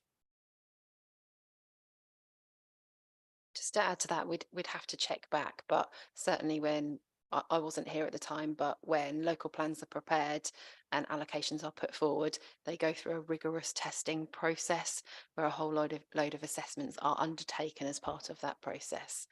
So there will be some information that we would be able to look back on. Okay, right. We're going to try and move towards a vote, a decision. So we have the application that's in front of us, and I think as the conversation has moved on, there are three items that I'm just initially going to refer to as condition items, but you can correct me on the terminology. One is to do whatever we can to make sure that the residents of Neil Drive are not troubled by inappropriate construction traffic. And that's got something to do with access off the A10, something to do with when development does or doesn't start. I think this, my sense is that's a very important point for this committee.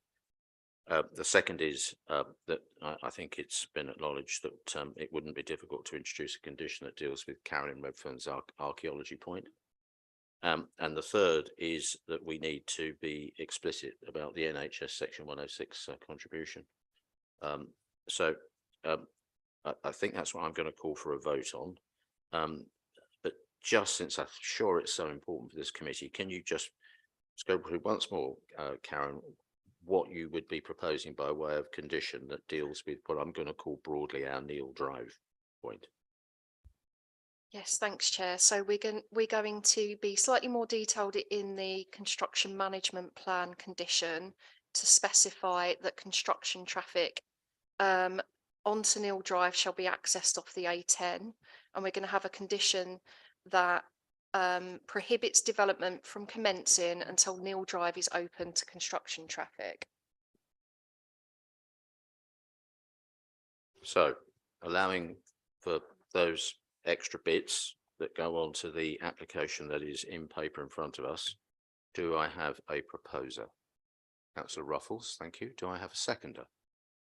Councillor Kemp. All those in favour, please show a hand.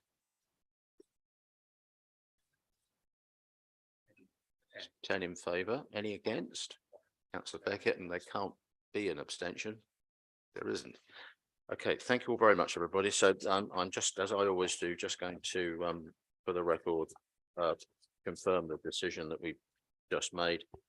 So we have just agreed to grant the following application, which is 322-1030 OUT, outline planning application with all matters reserved except access for the erection of up to 58 dwellings, amenity space, landscaping and all associated infrastructure at land to the northwest of Buntingford, east of the A10, located off Neil Drive and Phillips Way, Buntingford, Hertfordshire.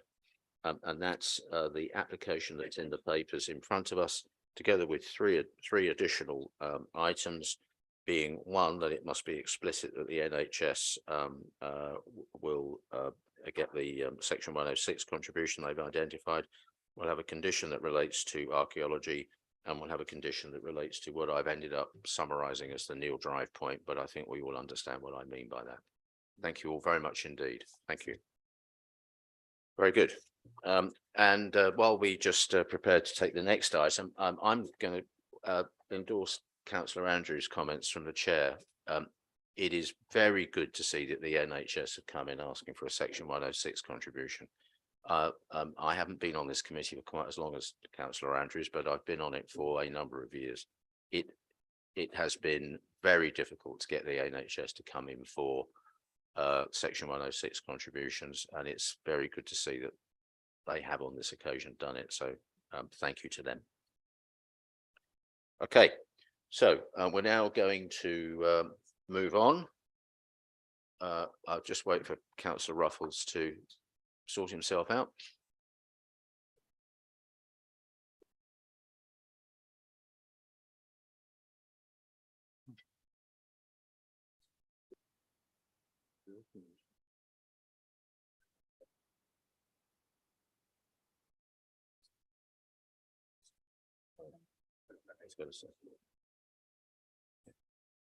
In American baseball terms, this is what's known as a seventh inning stretch.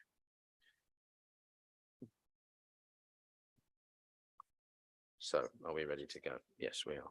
That's because they have 9 innings in total. And when you get to 7, you're feeling a little bit itchy. Yeah, indeed.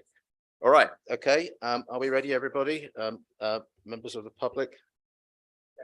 Councillor Newton's gone to the. Thank you so much. Okay, we must wait for Councillor Newton. Yeah.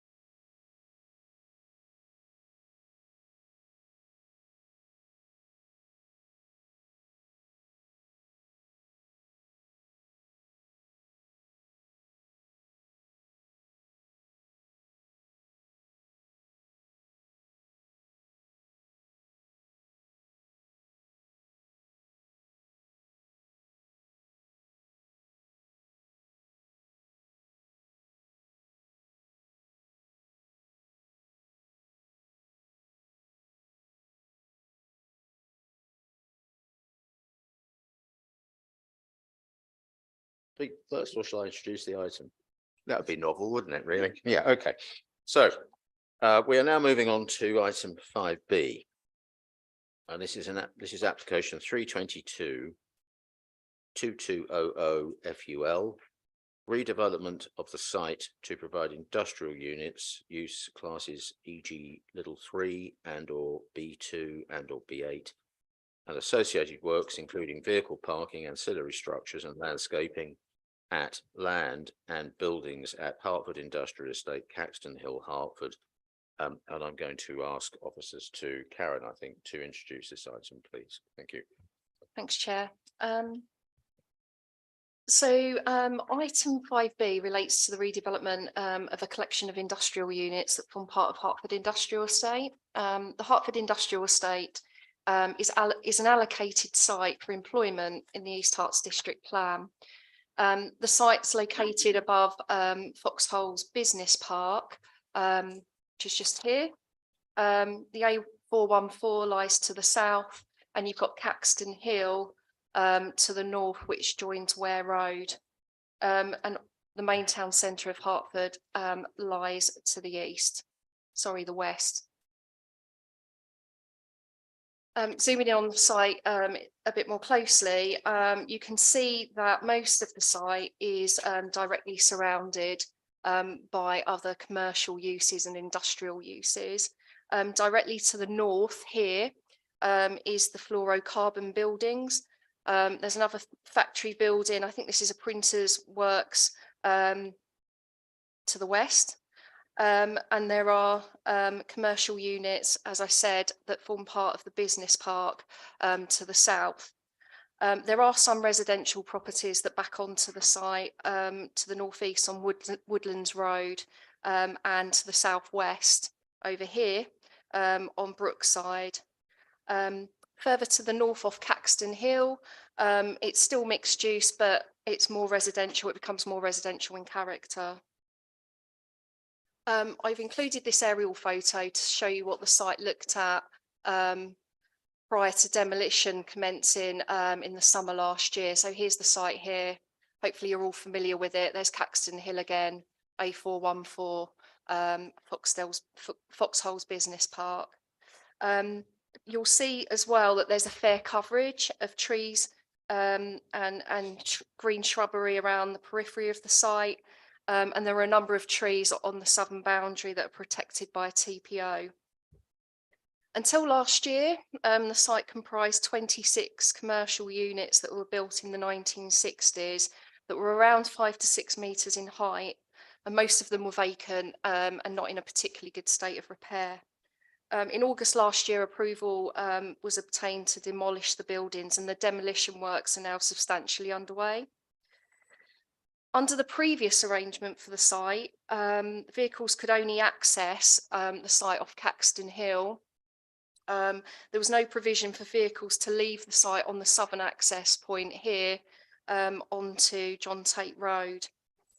This is currently restricted with bollards. So moving on to the proposal.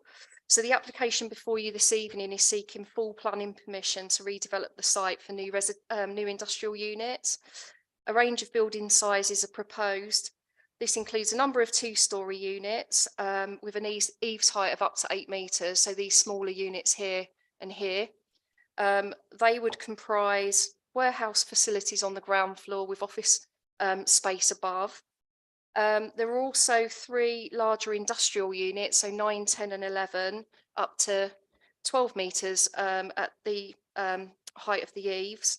And the total floor area would be just under 15,000 square metres, which represents an uplift of approximately 2,300 square metres over and above the previous floor space provided on site. I'm just going to flick back. The design of the buildings is very much what you would expect for a large industrial estate. The materials would include corrugated wall cladding, steel flashing, there'd be glazed entrance doors and canopies. The scale and the design of the buildings are considered to be appropriate for the locality. The exact specification for the materials will need to be submitted for approval, secured for a condition if permission's granted. The proposals include passive design and energy efficiency measures, including air source heat pumps, and the energy statement demonstrates that the development could achieve BREEAM Excellent, and the requirement to meet this commitment would be secured by condition. And these are just some of the elevation drawings to give you a further idea of what the buildings might look like. So moving on, the layout of the site is sufficient for the units to be serviced, and there will be 217 parking spaces provided, 24 of which will be active electric vehicle charging spaces. There'll also be disability parking, and 76 cycle spaces are also proposed. Throughout the course of determining this application, the plans were amended to provide more space and better legibility for pedestrians and cyclists to move through the site, and also to accommodate additional soft landscaping. There will be some losses of category B and C trees to facilitate the proposals, but there is a robust planting scheme which commits to planting 170 new trees on the site. And there's also commitments around integrated swift boxes and other ecological improvement measures. Overall, the proposals demonstrate a 40% biodiversity net gain on site. During the assessment of the proposal, concerns were also raised by the Highway Authority and in response to the public consultation about the vehicular access arrangements for the site, in particular the impacts of opening up the proposal to open up the southern access to the site to vehicles, and the potential for this to allow for rat running between John Tate Road and Ware Road. So I'll just quickly show you. This is John Tate Road here. As I said, there are bollards which restrict at the moment any vehicular access into the site. The proposals would include opening up this access point, and previously this would have allowed for vehicles to travel through the site up Caxton Hill and onto Ware Road. Due to the concerns that were raised, some measures have now been incorporated into the scheme to prevent this from happening. So modal filters have now been proposed which will restrict any vehicles, with the exception of Unit 12 here, from accessing or leaving the site via Caxton Hill. This arrangement is acceptable to the Highway Authority, subject to conditions requiring full details of the modal filters to be submitted for approval and requiring them to be operational before occupation of the units. And officers consider this to be a positive intervention as it addresses the concerns about rat running and will alleviate traffic congestion along Ware Road and more generally within Hertford Town Centre. It's not considered that the proposed scale and massing of the buildings would cause an unacceptable level of harm to neighbouring residential amenity, given the distance and relationship of the residential properties in the surrounding area to the site. Concerns have been raised by the Flood Authority about the discharge rate of water from the site and surface water drainage. The applicant submitted further details which have sought to address these concerns. The Flood Authority has not provided any comments in response to the changes, but officers have assessed them and we're satisfied they are sufficient to address their concerns. The drainage strategy would approximately half the discharge rate currently experienced on site and is considered to be acceptable for a brownfield site such as this. A condition has also been recommended to require surface water from the development to be intercepted so that it doesn't discharge onto the highway.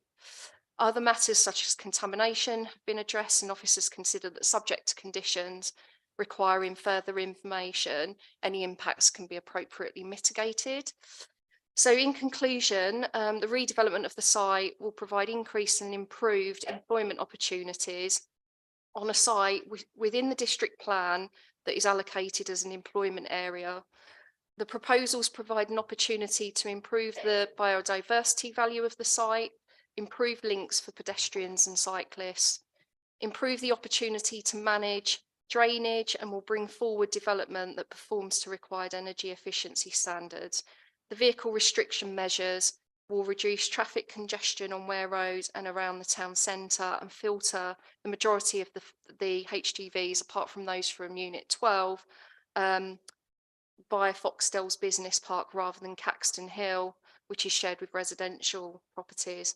The proposal wouldn't have undue impacts on neighbouring amenity and overall are considered to accord with the relevant district plan policies.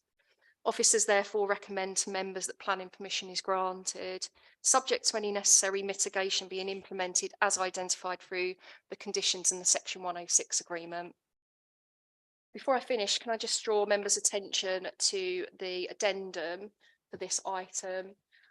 In summary, the addendum covers off a number of minor changes to the drafting of some of the conditions. The addition of a further condition requested by the Environmental Health Officer in regards to addressing air quality and improving air quality. There's also an additional condition that's been added to require 9 integrated SWIFT boxes to be incorporated into the development. And finally, there is a change to one of the Section 106 contributions, and we had a late rep from the Highway Authority amending one of their figures, and that's set out in the addendum as well. Thank you, Chair. Thank you very much, Karen. Okay, so we now move on to public speakers. According to my note, we have 4 members of the public who'd like to speak. It's very important that I don't know if all 4 of you are in the room. I know that 2 of you are. I'm not sure if the other 2 are. Yes, wave over there. And is there someone behind a pillar? Okay, hi. Okay, so it's very important that I explained the rules of engagement very clearly. You have 3 minutes between you. So how you choose to deal with that is up to you, but this is the constitutional situation for this particular application of 3 minutes. The rules will be the same for you as they were for the speakers that you saw speaking on the previous application, which is that if and when you get to the 3-minute point, we will shut you down. So allowing for that, I will invite either all of you or one, whoever, as you choose. But we'd like you to come and speak from the public speaker seat, please. Yeah. Don't do anything until your colleague has arrived. You can sit down, but other than that, don't do anything.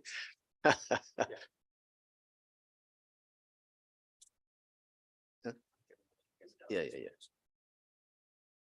So just before we go any further, so my understanding is that you 2 gentlemen will speak on behalf of all 4 of you. I'm just looking at, I've got Mr. Crozier there and I can't at the minute see are you content that these 2 gentlemen speak for you? Yes, excellent. Okay, so it's down to you 2. It's exactly the same as you saw the previous speakers, that from the minute you touch this little button and the red light goes on, you get 3 minutes between you. And just before you start, so we're clear as to which of the 4 you are, could you just give us your names now before we put the clock on? You're Mr. Saul and you are? Very, very good. Okay, so how you now share this 3 minutes is entirely up to you. You start in your own time. No, it's the switch on the microphone, Mr. Saul. No, it starts. So you need to, when you're ready, press it. My name is David Saul. I'm a chartered surveyor representing Wilkerson Developments, who own the adjoining freehold estate to the northern boundary of the proposed development, trading as Hertford Offset. Wilkerson have traded on the estate for over 30 years, having purchased the freehold from previous owners of LaSalle. As part of the title conveyed to my client, reference title number HD 106908, LaSalle granted my clients full rights of way over the estate roads comprising the whole of the area, which is the subject of the application. My client's objection is that plans as drawn in the application seek to develop over the estate roads to which my client has full rights of access thereby extinguishing the right reserved in title. This is contrary to the law of the land. My client's legal representatives notified East Hart in a communication dated the 21st of November to that effect. Our client has absolutely no agreement with any persons to release these rights contained in relation to its title. It's a matter of fact, since my client's communication, we've had little or no discourse with either the council or applicant. For that reason, the scheme needs fundamentally redesigning in its current design, and as its current design transcends my client's legal rights away. So the councillors must be mindful that the application cannot be approved in the form that has been presented tonight. Clive Fleming from the Hertford Swifts Group has requested the development incorporates 20 nesting boxes, not 9 as mentioned earlier, to help provide habitat for this declining local species. The applicant has agreed to this, but we would just like it minuting and formalising by condition into the plans. On behalf of a local company on John Tate Road, have concerns regarding congestion resulting from the increased traffic on John Tate Road and the access from it into the new development. Currently, there is room for about 10 cars on this side access road, but if the road is to be used for access to the development, these spaces will be lost. Therefore, I'm seeking a condition to add 10 more extra spaces, perhaps on Unit 8 of the development, for use by users of John Tate Business Park. The access road is also unadopted, and I'm therefore seeking a condition to ensure ongoing maintenance costs will be met for the increased traffic and to rectify the damage to roundabout curbs, etc. John Tate Road is already very busy at peak times. People currently park on John Tate Road, resulting in reduced width for vehicles. Increased traffic flow will exacerbate problems. Development therefore needs to include a number of conditions to carry out traffic flow report and implement solutions to include seeking an exit filter lane east to allow better flow towards and onto the A10, double yellow lines to prevent inappropriate parking, increased parking spaces to accommodate displaced vehicles, widening of road, achievement of the above whilst maintaining suitable paths, landscaping, etc. Consideration to keep open alternative access down Caxton Hill. Robin Crozier raised similar concerns about traffic junctions and said we'd need to get cut off. Talk for 10 Well 15 done. seconds. Well, that's a very, very good attempt. Very, very good indeed. Thank you both very much. Do by all means go back and sit in the seats you prefer to sit in rather than right at the front there. Thank you very much.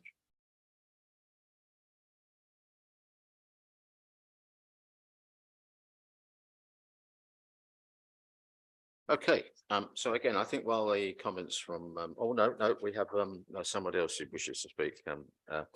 So on this occasion, we do not have a parish or a town council speaker, but we do have an East Herts district councillor who. Okay, I'm being corrected. I apologise. Let's start this again. Having had those public speakers against, we have a public speaker in favour, and this is Mr. Stuart Atkinson, who is the applicant. Please come up and sit in the public speakers chair, Mr. Atkinson. I know you've heard it several times now, but do nothing until I've told you what the rules of engagement are. So you get 3 minutes. 3 minutes will start when you hit the little red button on the microphone. If you are still speaking at 3 minutes, we will cut you off. So start when you're ready, but be prepared to get cut off at 3 if you're still going. Good evening. I'm Stuart Atkinson from Padrock and happy to be here tonight supporting a recommendation for planning approval from your officers. Hertford Industrial Estate has provided jobs for Hertford for almost 100 years, but in recent times has reached the end of its economic life, becoming underoccupied and obsolete. Proposals by the previous owner to redevelop the site for housing were received negatively by local residents, and there is universal acceptance that the site should remain as an employment site. The LEP has given its support to the application for this reason. Our proposals will provide a mix of unit sizes suitable for both startup companies and large national occupiers. We've also worked with some of the existing occupiers like fluorocarbons to help their business remain on the estate. Approving this application will deliver more than 340 jobs to people who live within a short distance of the site, and many of who will eventually work there. We started consulting stakeholders last summer, and it took longer than expected to finalise proposals because in public consultation, local people raised issues which led to us making significant changes. The main change has been around vehicular access, as local residents didn't want primary access taken from Caxton Hill and Ware Road. Therefore, we acquired the John Tate Road, linking the estate directly to the A414 dual carriageway, removing any estate traffic through the town itself. There have been some concerns that vehicles might use the estate as a rat run. So we've included fixed bollards at Caxton Hill, preventing any through traffic without obstructing pedestrians and cyclists. We also learned that people cross the estate on foot, so we have ensured that safe footways and pedestrian crossings are put in place. No existing pedestrian routes will be blocked, and by removing on-street parking on the John Tate Road roundabout, pedestrian sight lines and safety will be improved. Our proposals will deliver urban greening and a biodiversity net gain of 40%, plus further sustainability features to reduce CO2 emissions.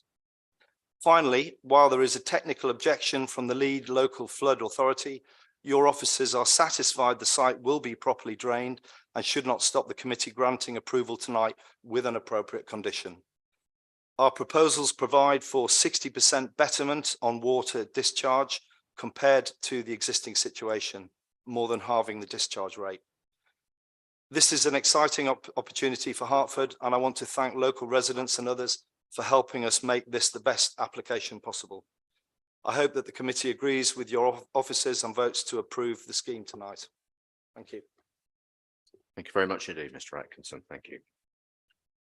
We now do not have a parish or a town council speaker, but we do have an East Herts District Council speaker, and that is Councillor Jane Goodeve. Thank you. Thank you, Chairman. The development is in the ward that I represent. I'm in full support of this opportunity to regenerate the Hertford Industrial Estate. At a time when commercial space is being lost across Hertfordshire, I'm pleased that it is proposed that this area will not only remain as business space, but that it will provide around 340 jobs in an area so close to the town centre, no doubt resulting in local businesses benefiting from increased footfall and B2B opportunities. Whilst refurbishment is always the preferred option to minimise carbon impact of construction, the buildings required demolition to bring the new high-quality units up to modern energy efficiency standards. The CO2 emissions saved each year from the new units far outweighs those of keeping the original neglected structures. The biodiversity gains from the new landscaping exceeded our local policy and will also bring benefits to the employees and local residents. The developers have listened closely to local concerns, and by purchasing more land, they have altered the primary access route to the units, alleviating traffic pressures on Caxton Hill and Ware Road. They engaged with both the Hertford Civic Society and Hertford Town Council, as well as the local community. The buildings had effectively been derelict for many years, and this is a great opportunity for our town to benefit from substantial investment. The regeneration proposal demonstrates the value of adopting a local district plan. We have been able to ensure the site's designation has been kept for employment and been able to resist proposals for residential development, thus ensuring local people will have the opportunity to work locally. I really do hope that this application is approved by members this evening, and if so, I look forward to regularly liaising with the developer to ensure that local people are updated on progress. Thank you very much, Councillor Goodeve. Okay, while those various comments are fresh in everybody's mind, I'm going to turn to officers, please, for some responses. Possibly slightly unusually, I'm minded to start with our legal officer, Victoria, because Mr. Stall's comments I thought were of a legal nature, and maybe you're the most appropriate officer to respond. Thank you. Thank you, Chair. Yeah, all I was going to say to the committee was that this is not a planning matter for this committee for this evening. It's not a material planning consideration, and it is, if it was an issue, it's a separate legal private issue, and it doesn't stop you from determining the application before you this evening. Thank you very much, Victoria. Now taking the other public speaker comments, please. there were several made admirably in a very short period of time. Did a great job getting your comments in. Well done. So just to start, but you take them as you've got notes, officers, please. I think the first comment was referable to 20 nesting boxes, but then moving on maybe to other different types of point. Concerns that if this application is approved, there'll be congestion issues on the John Tate Road. So perhaps you might just start with those and then we'll see where we go. Thanks, Chair. So we did look to secure 9 Swift boxes because there are 9 additional new units being provided.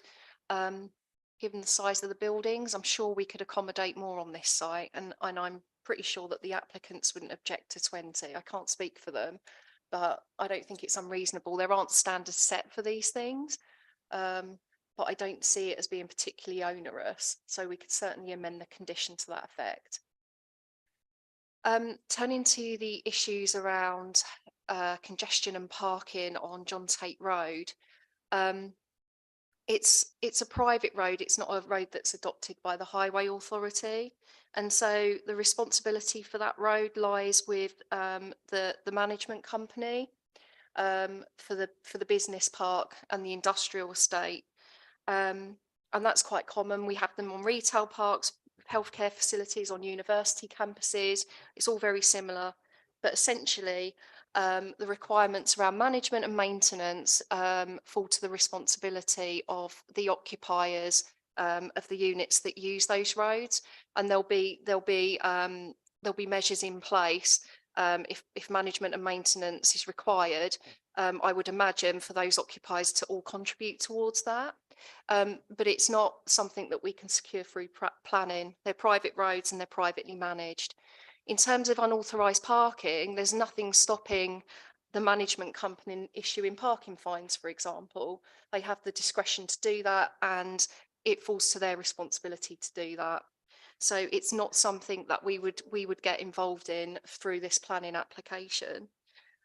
We didn't have any concerns raised by the Highway Authority in that regard either, and officers gave consideration to the level of parking on site, and we do consider it to be an appropriate level and sufficient to meet the needs of that development. If there is any overspill parking onto John Tate Road, as I said, that's a private management company matter. Thank you, Karen. I'm just going to come back on that and then open the floor up to members.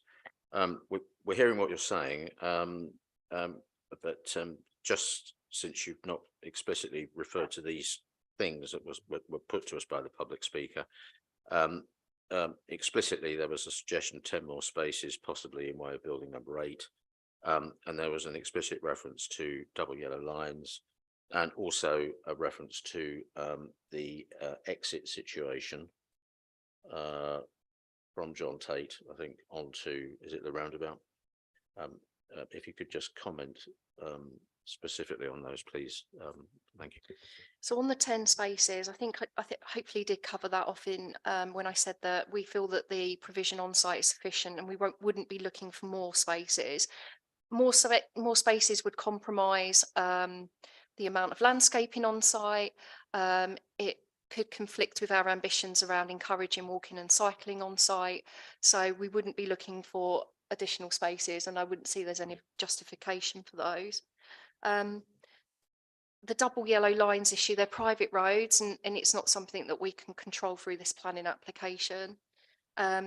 Similarly, the access, I'm not quite sure which access the objector was referring to, but if it is the one from John Tate Road onto the A414, we haven't had any comments from the Highway Authority raising concerns about that access and whether it's fit for purpose. They've looked at this application in detail.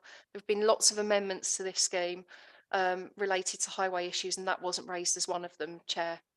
Okay, to be fair to the public speaker, when no criticism here, Karen, when you say you're not quite sure which exit he was referring to, if it might just have been that he was referring to a different exit, what would your comments be?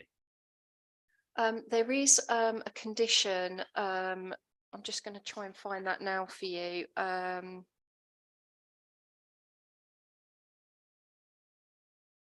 So access onto Foxholes Business Park, which was the main access, the southern access point where there are currently bollards, that must be completed prior to the first occupation of the development and include, there is a plan that was submitted as part of the application and it has to be in accordance with that plan. And that deals with the sufficiency of that access, and the Highway Authority is satisfied with that. Yeah, and that was it really. There is a traffic monitoring program condition as well. So there was a traffic monitoring program, a traffic monitoring survey that was submitted as part of the application, which details sort of levels of traffic and whatnot. And the Highway Authority have asked for a monitoring program to monitoring traffic levels. And if they're breached to the point where they're causing issues, then there will be a requirement through that condition to demonstrate how those impacts would be mitigated. So I do think that issue is covered off fully as part of this application. Thank you very much indeed. If I might just squeeze a question before the floor. Reference to rat running has been made. I think it may be in your presentation, Karen. The impression given was that that would not be possible because of the installation of the bollards. It could just be that I didn't catch you precisely enough, but I've used the word impression quite deliberately. Are officers satisfied that the installation of bollards would prevent rat running? Yes, Chair, in short, but I can give a bit more detail on that if that would be helpful. Could I have the screen back again, please? So you may recall I showed you this plan here. So at the moment you've got bollard restrictions here. Oh, okay, didn't work. Shall I take it out? Oh, here we go. Okay. Excellent, thank you. So you've got bollards here at the moment. So at the moment you can't enter or leave the site from this access point. Under the new proposals, this would be opened up and there'd be measures put in place here and here to prevent vehicular access moving through. Just to show that maybe in a bit more detail. So this is one of the access points that would be restricted. So this is unit 15 and 16. So there'd be bollards there. This is on the northern side of the site. Currently you can access and egress the site in a car or HGV. And then similarly, there would be another vehicle control bollards put in place to prevent cars travelling through the site.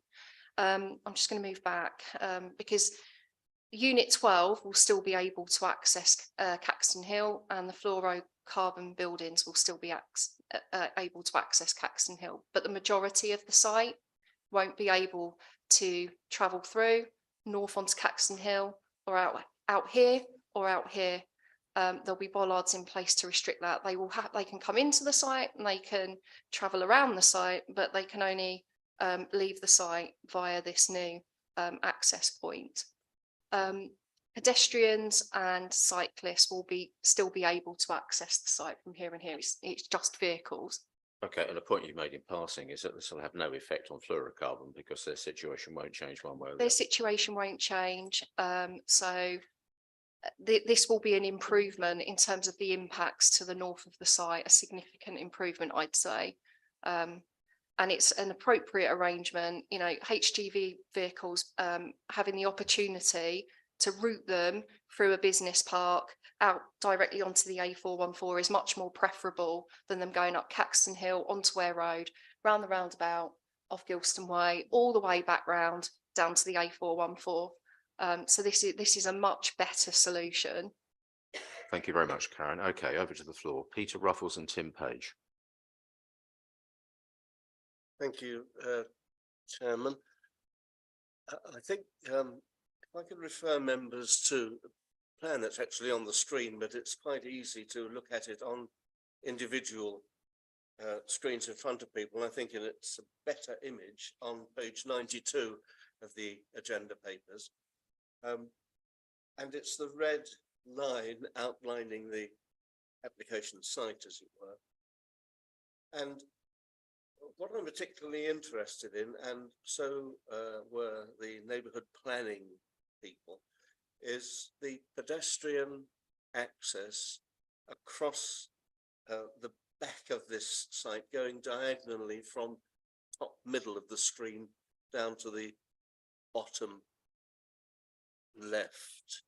Because if you look very carefully, there is a line quite clearly, a footpath. It doesn't actually call it a footpath, just outside the red line of the site boundary. I don't mean the road, new road link, but the site itself, as it were. And that is a pathway which has been used, and there are people making testaments to their use of it, from Woodlands Road, that sort of quarter, through to Brookside or London Road, which is still used, but only up as far as the traffic barriers. That is nothing to do with the traffic barriers, but at that point where the barriers are currently, people have chosen in the last 20 years or so to spill onto the roadways of the business park and walk mainly in the road out onto London Road. And those users critically are young people going to, in particular, Simon Ball School from that quarter. And the advantage to them in doing that is that it is a flat path on the hilltop from their home area, which is possibly the Foxholes Estate, Pinehurst, that end of town, to their school without going down onto the Ware Road and then walking up again. So it's quite an important path, but it's outside the red line.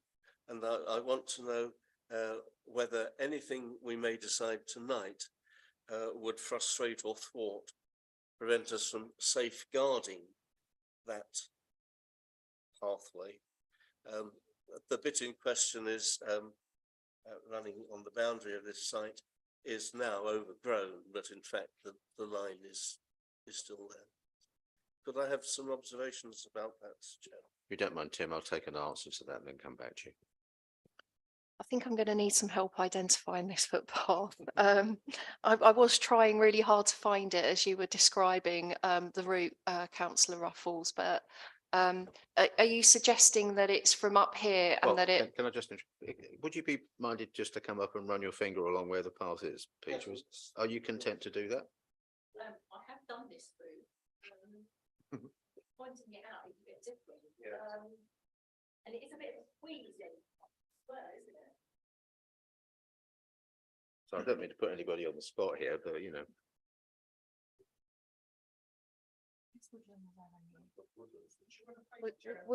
Woodlands there. Well, you can sort of squeeze, there's a sort of a squeeze up there, isn't there, at the end of the houses, and you can sort of loop round, and then you come out where those bollards are. Yeah. But it is a muddy path. It's not, I wouldn't even describe it as a track. I mean, you do have to sort of squeeze through in parts. Yes, that first part is not relevant, I think, to this application. It's just the section of it that is running on the south, as you look at the drawing, of the red line, which bounds the site. I would agree that it is well used. And it's very heavily used. Okay, officers. So along Get back up. here, basically.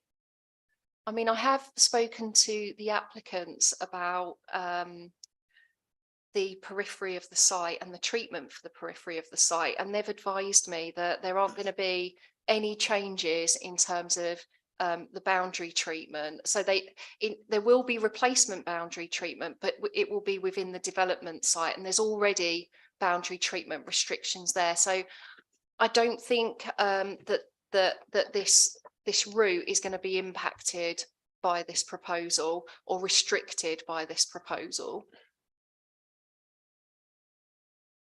I was just looking at you, Peter, just see if you wanted to follow up. The developer's in the room and is hearing this. And Councillor Ruffles has quite rightly made the point that his understanding is that this pathway is outside the red line anyway.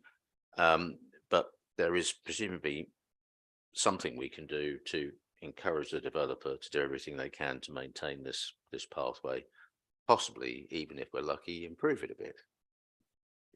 So we can secure contributions for works off-site, but they have to be necessary to mitigate the development. So I don't think in this instance we'd be able to use a 106 as a mechanism for that. But you know, there might be some goodwill on the part of the developer to maybe improve that footpath. It's fine, Karen. I think we'll leave it there. So is it Certainly, Chairman, in the master planning stages for this application and previously, reference has been made to the value of this particular path. And this is just one piece of the jigsaw that actually impacts here. So whatever can be done, whether it's goodwill or something stronger, to make sure that opportunity isn't lost. Yeah. I think it's very, and particularly, Chairman, since if this application is granted, there'll be very much more traffic using the very bit of the roadway which they walk on now across that road. So the path has a particular important safety value, and highways officers have in the past more than once visited and seen and wanted to secure this whole long path. But, well, yes, highways officers, I think, but it may be rights of way as well. clearly understood? I think we'll just the point's been very clearly understood, Peter. We'll carry on and we'll let officers reflect, and I'll come back to it in my summing up to see if officers feel there is anything a little bit more concrete than goodwill that we can do. Tim Page.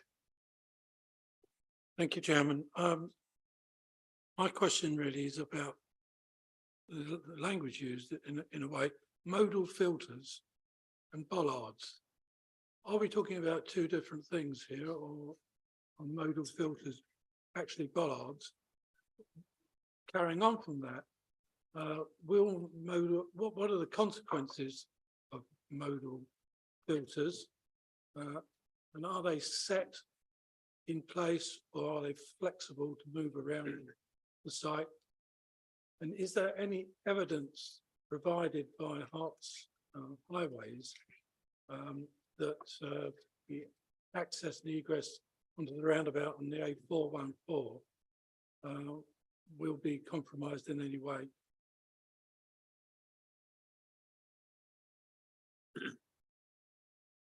Yep. I think Councillor Page raises a valid point about modal filters. I didn't actually know what they were when I first heard that term. Essentially, yes, it could be bollards. It could be a combination of bollards and other measures. So it could be hard and soft landscaping that prevents the vehicles being able to access the site at those points. It could be all manner of things. And for that reason, we have put a condition on with suggesting, well, requiring, I should say, details of the design of those modal filters. So what they're going to look like. And we will obviously consult the Highway Authority on their acceptability or otherwise.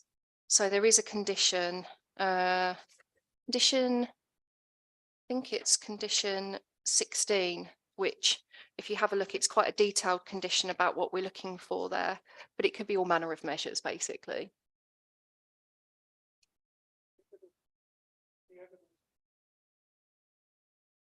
So I think the question is any evidence from Highways that the impact of traffic generated by the new development would have an unacceptable impact on the A414 junction. Is that what you're asking? Yeah. Yeah.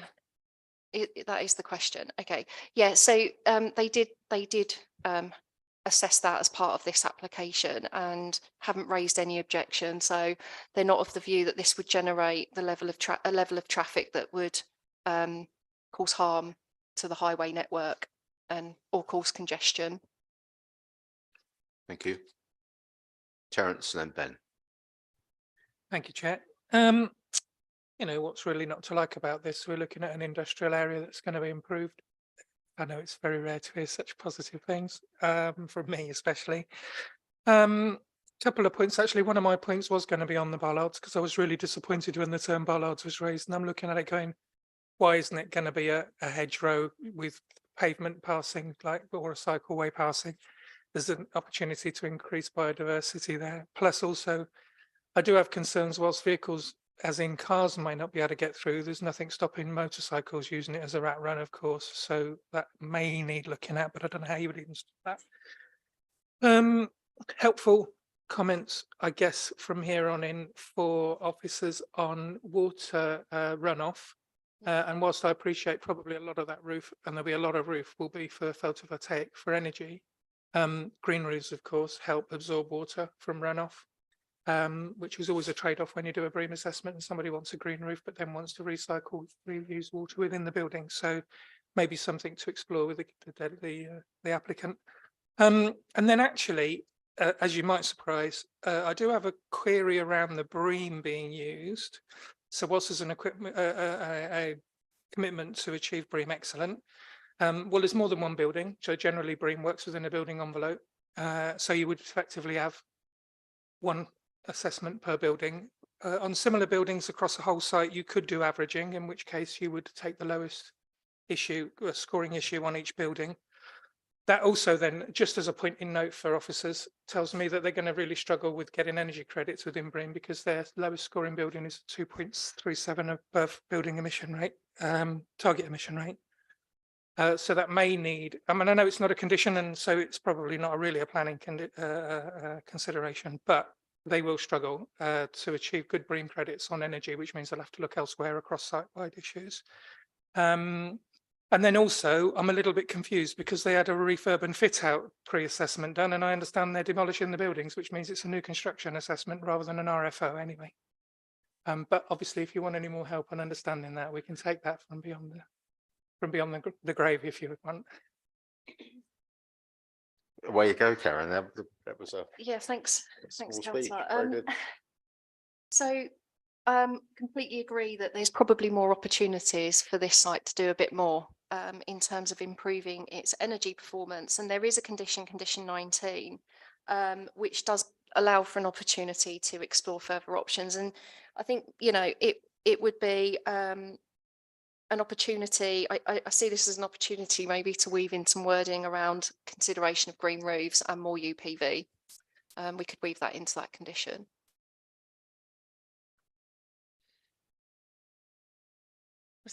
Yeah, okay, Karen, I think it's just your red lights on, Oh, you know, just Sorry, I a didn't clue know as to if whether there you was another finished or not. question and Yeah. I just missed it. Okay.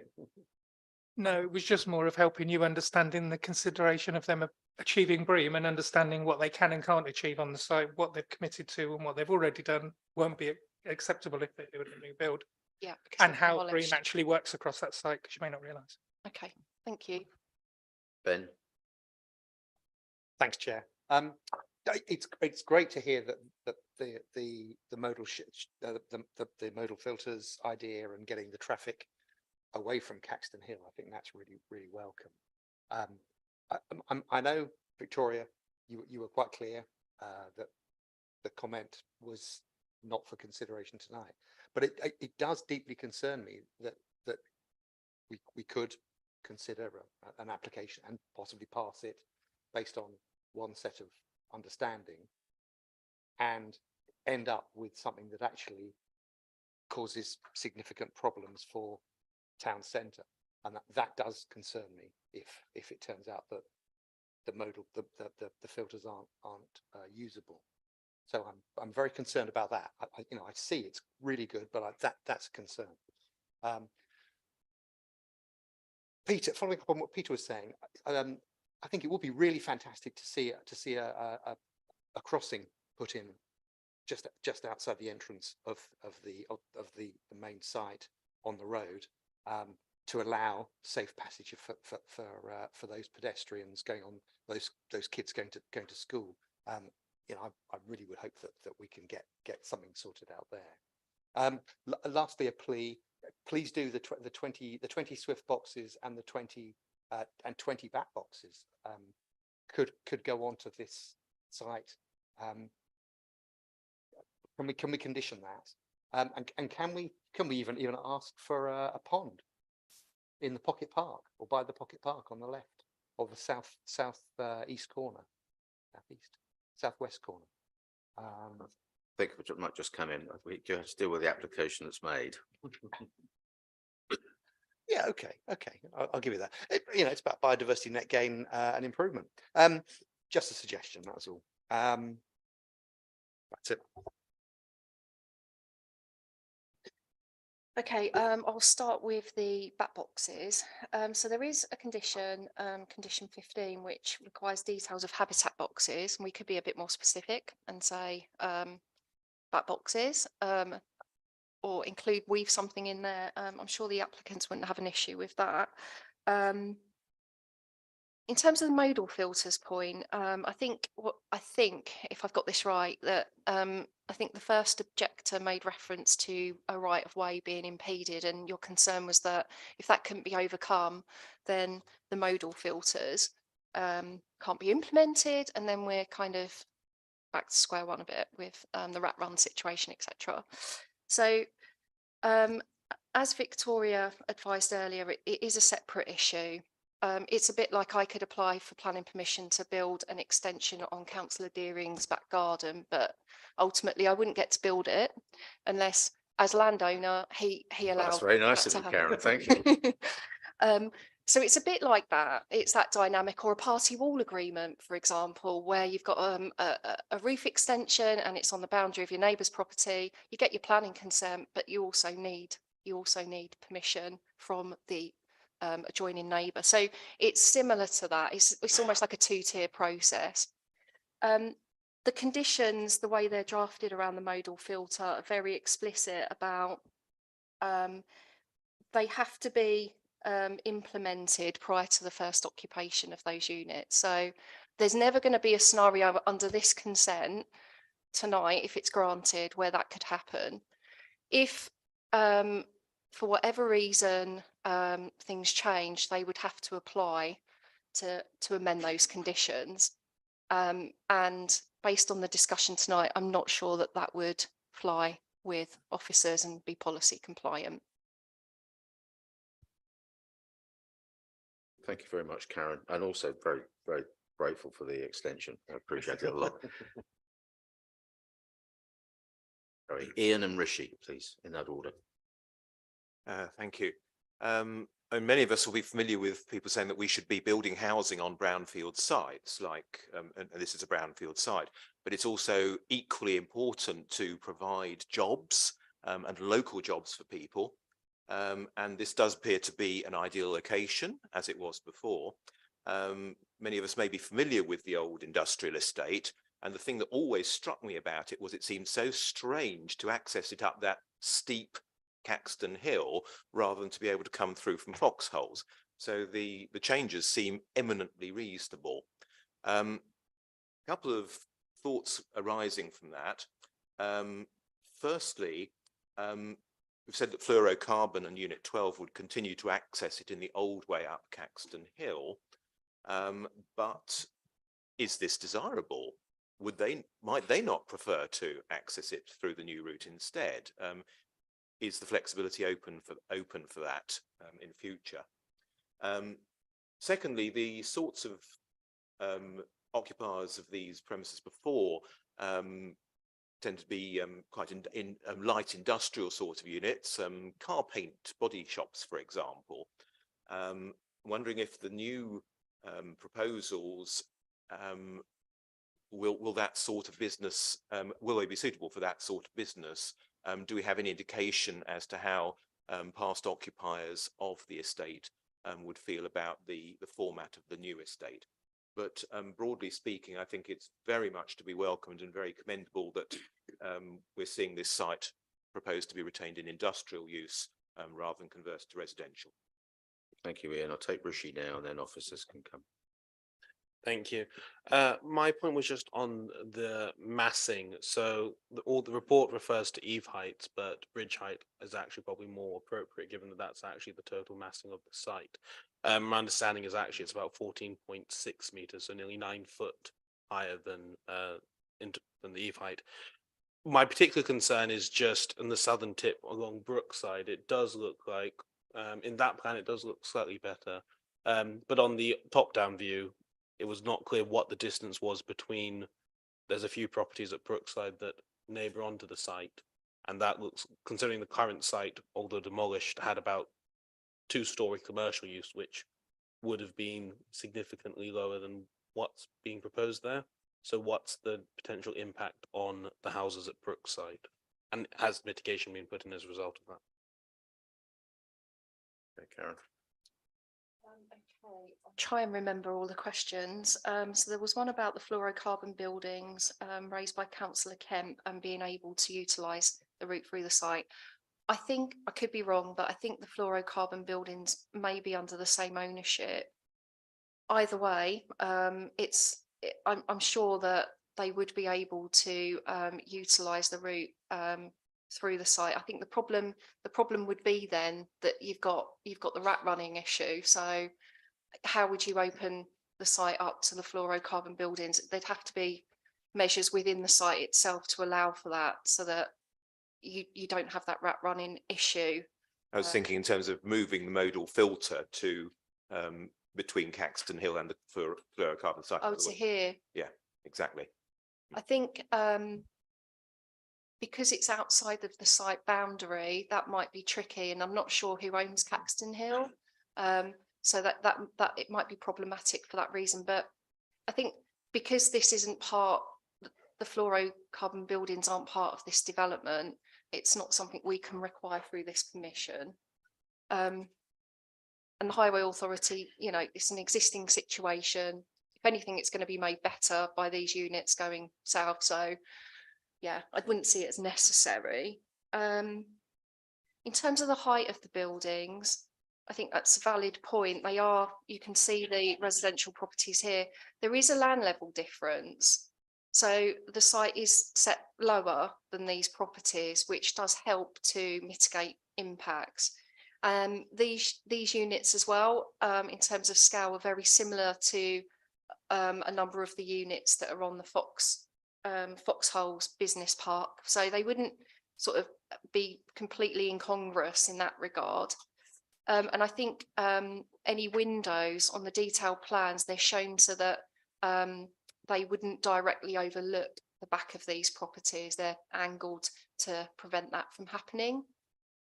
And obviously you've got the landscaping along the buffer strip there, which also helps to sort of soften the visual impact of those buildings. Okay, thank you. Previous industrial tenants? Brooks. Any views from previous industrial tenants? Yeah, sorry, Councillor Kemp, could you just ask that question again? I'm basically saying that, you know, there were people occupying, or there were companies occupying the old site. Have any of them given feedback as to whether the new buildings would be suitable for them? Is there any continuity?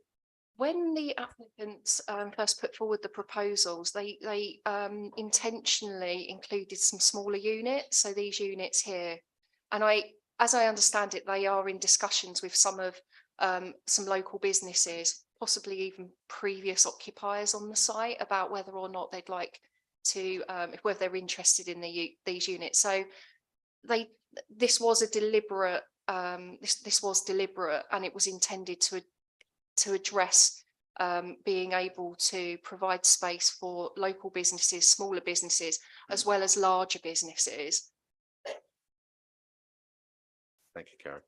I'm just looking around the room. I've just got a thing I might have missed a hand somewhere. I don't mean to, of course, but no. Now's the moment. Any hands? No. Okay, so let's move towards wrapping this up. As is invariably the case, we've got the application in front of us, but 1 or 2 points have come along as part of the conversation. So we've got Bats and Swifts 20. I think, Karen, you feel that we can get a condition in to that effect. We've talked about the modal filters. You've emphasised that we've already got a proposed condition that they must be in place prior to the first occupation. I'm not looking around the room here. That sounds reasonably straightforward to me, but I'm not sure if anybody wants to. Okay, thicken up on that. No. Tony's reminded me that you didn't actually respond on the motorbike point. Maybe that's because Terence suggested that it's difficult to see what the response would be. Oh, I do think with in terms of design, you could design a footpath and landscaping so that there could be physical restrictions that could still enable cyclists to get through, but not motorcyclists. The condition is clear about motorcyclists. I don't think it's beyond the realms of impossibility, basically, to be able to design something. And it does say motor vehicles. So to my mind, that includes motorbikes. Okay. So insofar as I'm just jotting down, or in fact, going through a shopping list of extras here, I wonder if we could make that explicit in the wording of the conditions that we're proposing. Make explicit reference to motorbikes, motorcycles. Yeah. Yeah, we can do that. Electric scooters. Yes, then coming back to Peter Ruffles' original point about the let's call it a footpath. We do understand that that's outside the red line. Yeah. But did we feel there was anything we could do in that respect at all? I'm going to have a conversation with the applicants. I don't have the opportunity to do that now, but I will have a conversation and have a look at whether there's anything that we can secure in that regard. Yeah. Okay, great. And then my final shopping list point is a point which I'm afraid I didn't quite catch you articulating, Karen. It relates to the BREEAM condition. I feel sure that you said that you could tighten it up a bit more, and I just didn't quite catch it. No, that's quite right. Condition 19, we are going to weave some words in about exploring opportunities for green roofs and UPV panels.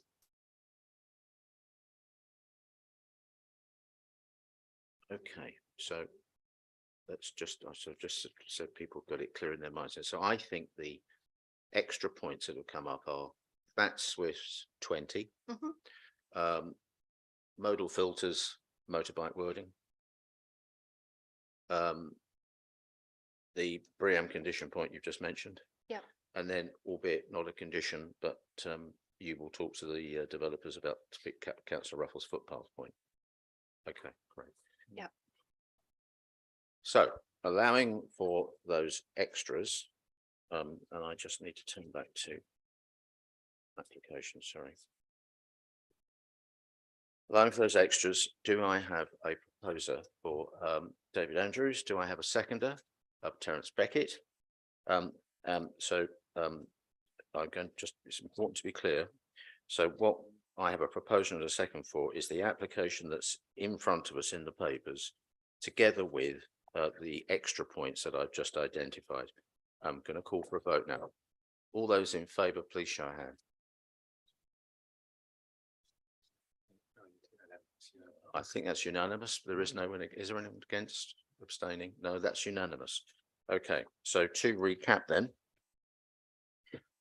we have just agreed to grant permission in respect of application 322-2200 FUL, redevelopment of the site to provide industrial units, use classes E, G, little 3 and or B2 and or B8, and associated works including vehicle parking, ancillary structures and landscaping at land and buildings at Hertford Industrial Estate, Caxton Hill, Hertford. And that is together with additional points to the effect that there will be 20 of each of BAT and SWIFT boxes. That the modal filters, it will be a condition that the modal filters will be effective to stop motorbike rat running. The BREEAM condition will be upgraded in relation to green roofs and PV panels. And planning officers here will talk to the developers about a particular footpath that runs along the crest of the hill in way of this site. Thank you all very much indeed. Thank you. Right, well, we're very nearly at the end now, so we're now moving on to the final item of this committee, which is urgent business. Oh, God. No, we need I'm to sorry. we need to sort of Oh, yes, I've do- forgotten the minutes. Yes, how could I forget the minutes? So you will need to sign the minutes off this evening Okay. because there is no next suitable committee meeting. So I would suggest if everyone's in agreement, you propose that there's just a 5-minute adjournment for the Dem Services Officer to liaise with Councillor Kemp as to the revisions that he would like to that part of the minutes it Okay. relates, and then we come back, see if anyone objects, and then vote on the approval I of the think I need minutes. to take a vote on that, don't I? The Yeah. German. So, okay, so. Can I just, sorry, just to say, I don't, obviously, we've got to be quite conscious that we're coming up to 10 o'clock. So, I mean, hopefully we can get everything wrapped up before 10. Otherwise you might want to do the, I'm only going for a 5 minute. Yeah, adjournment. just, That's all they're going to get. just- So, can I have a proposer for a 5-minute? Terence Beckett, a seconder, Rishi, all in favour? Thank you very much. And I'm watching the clock. We will be back by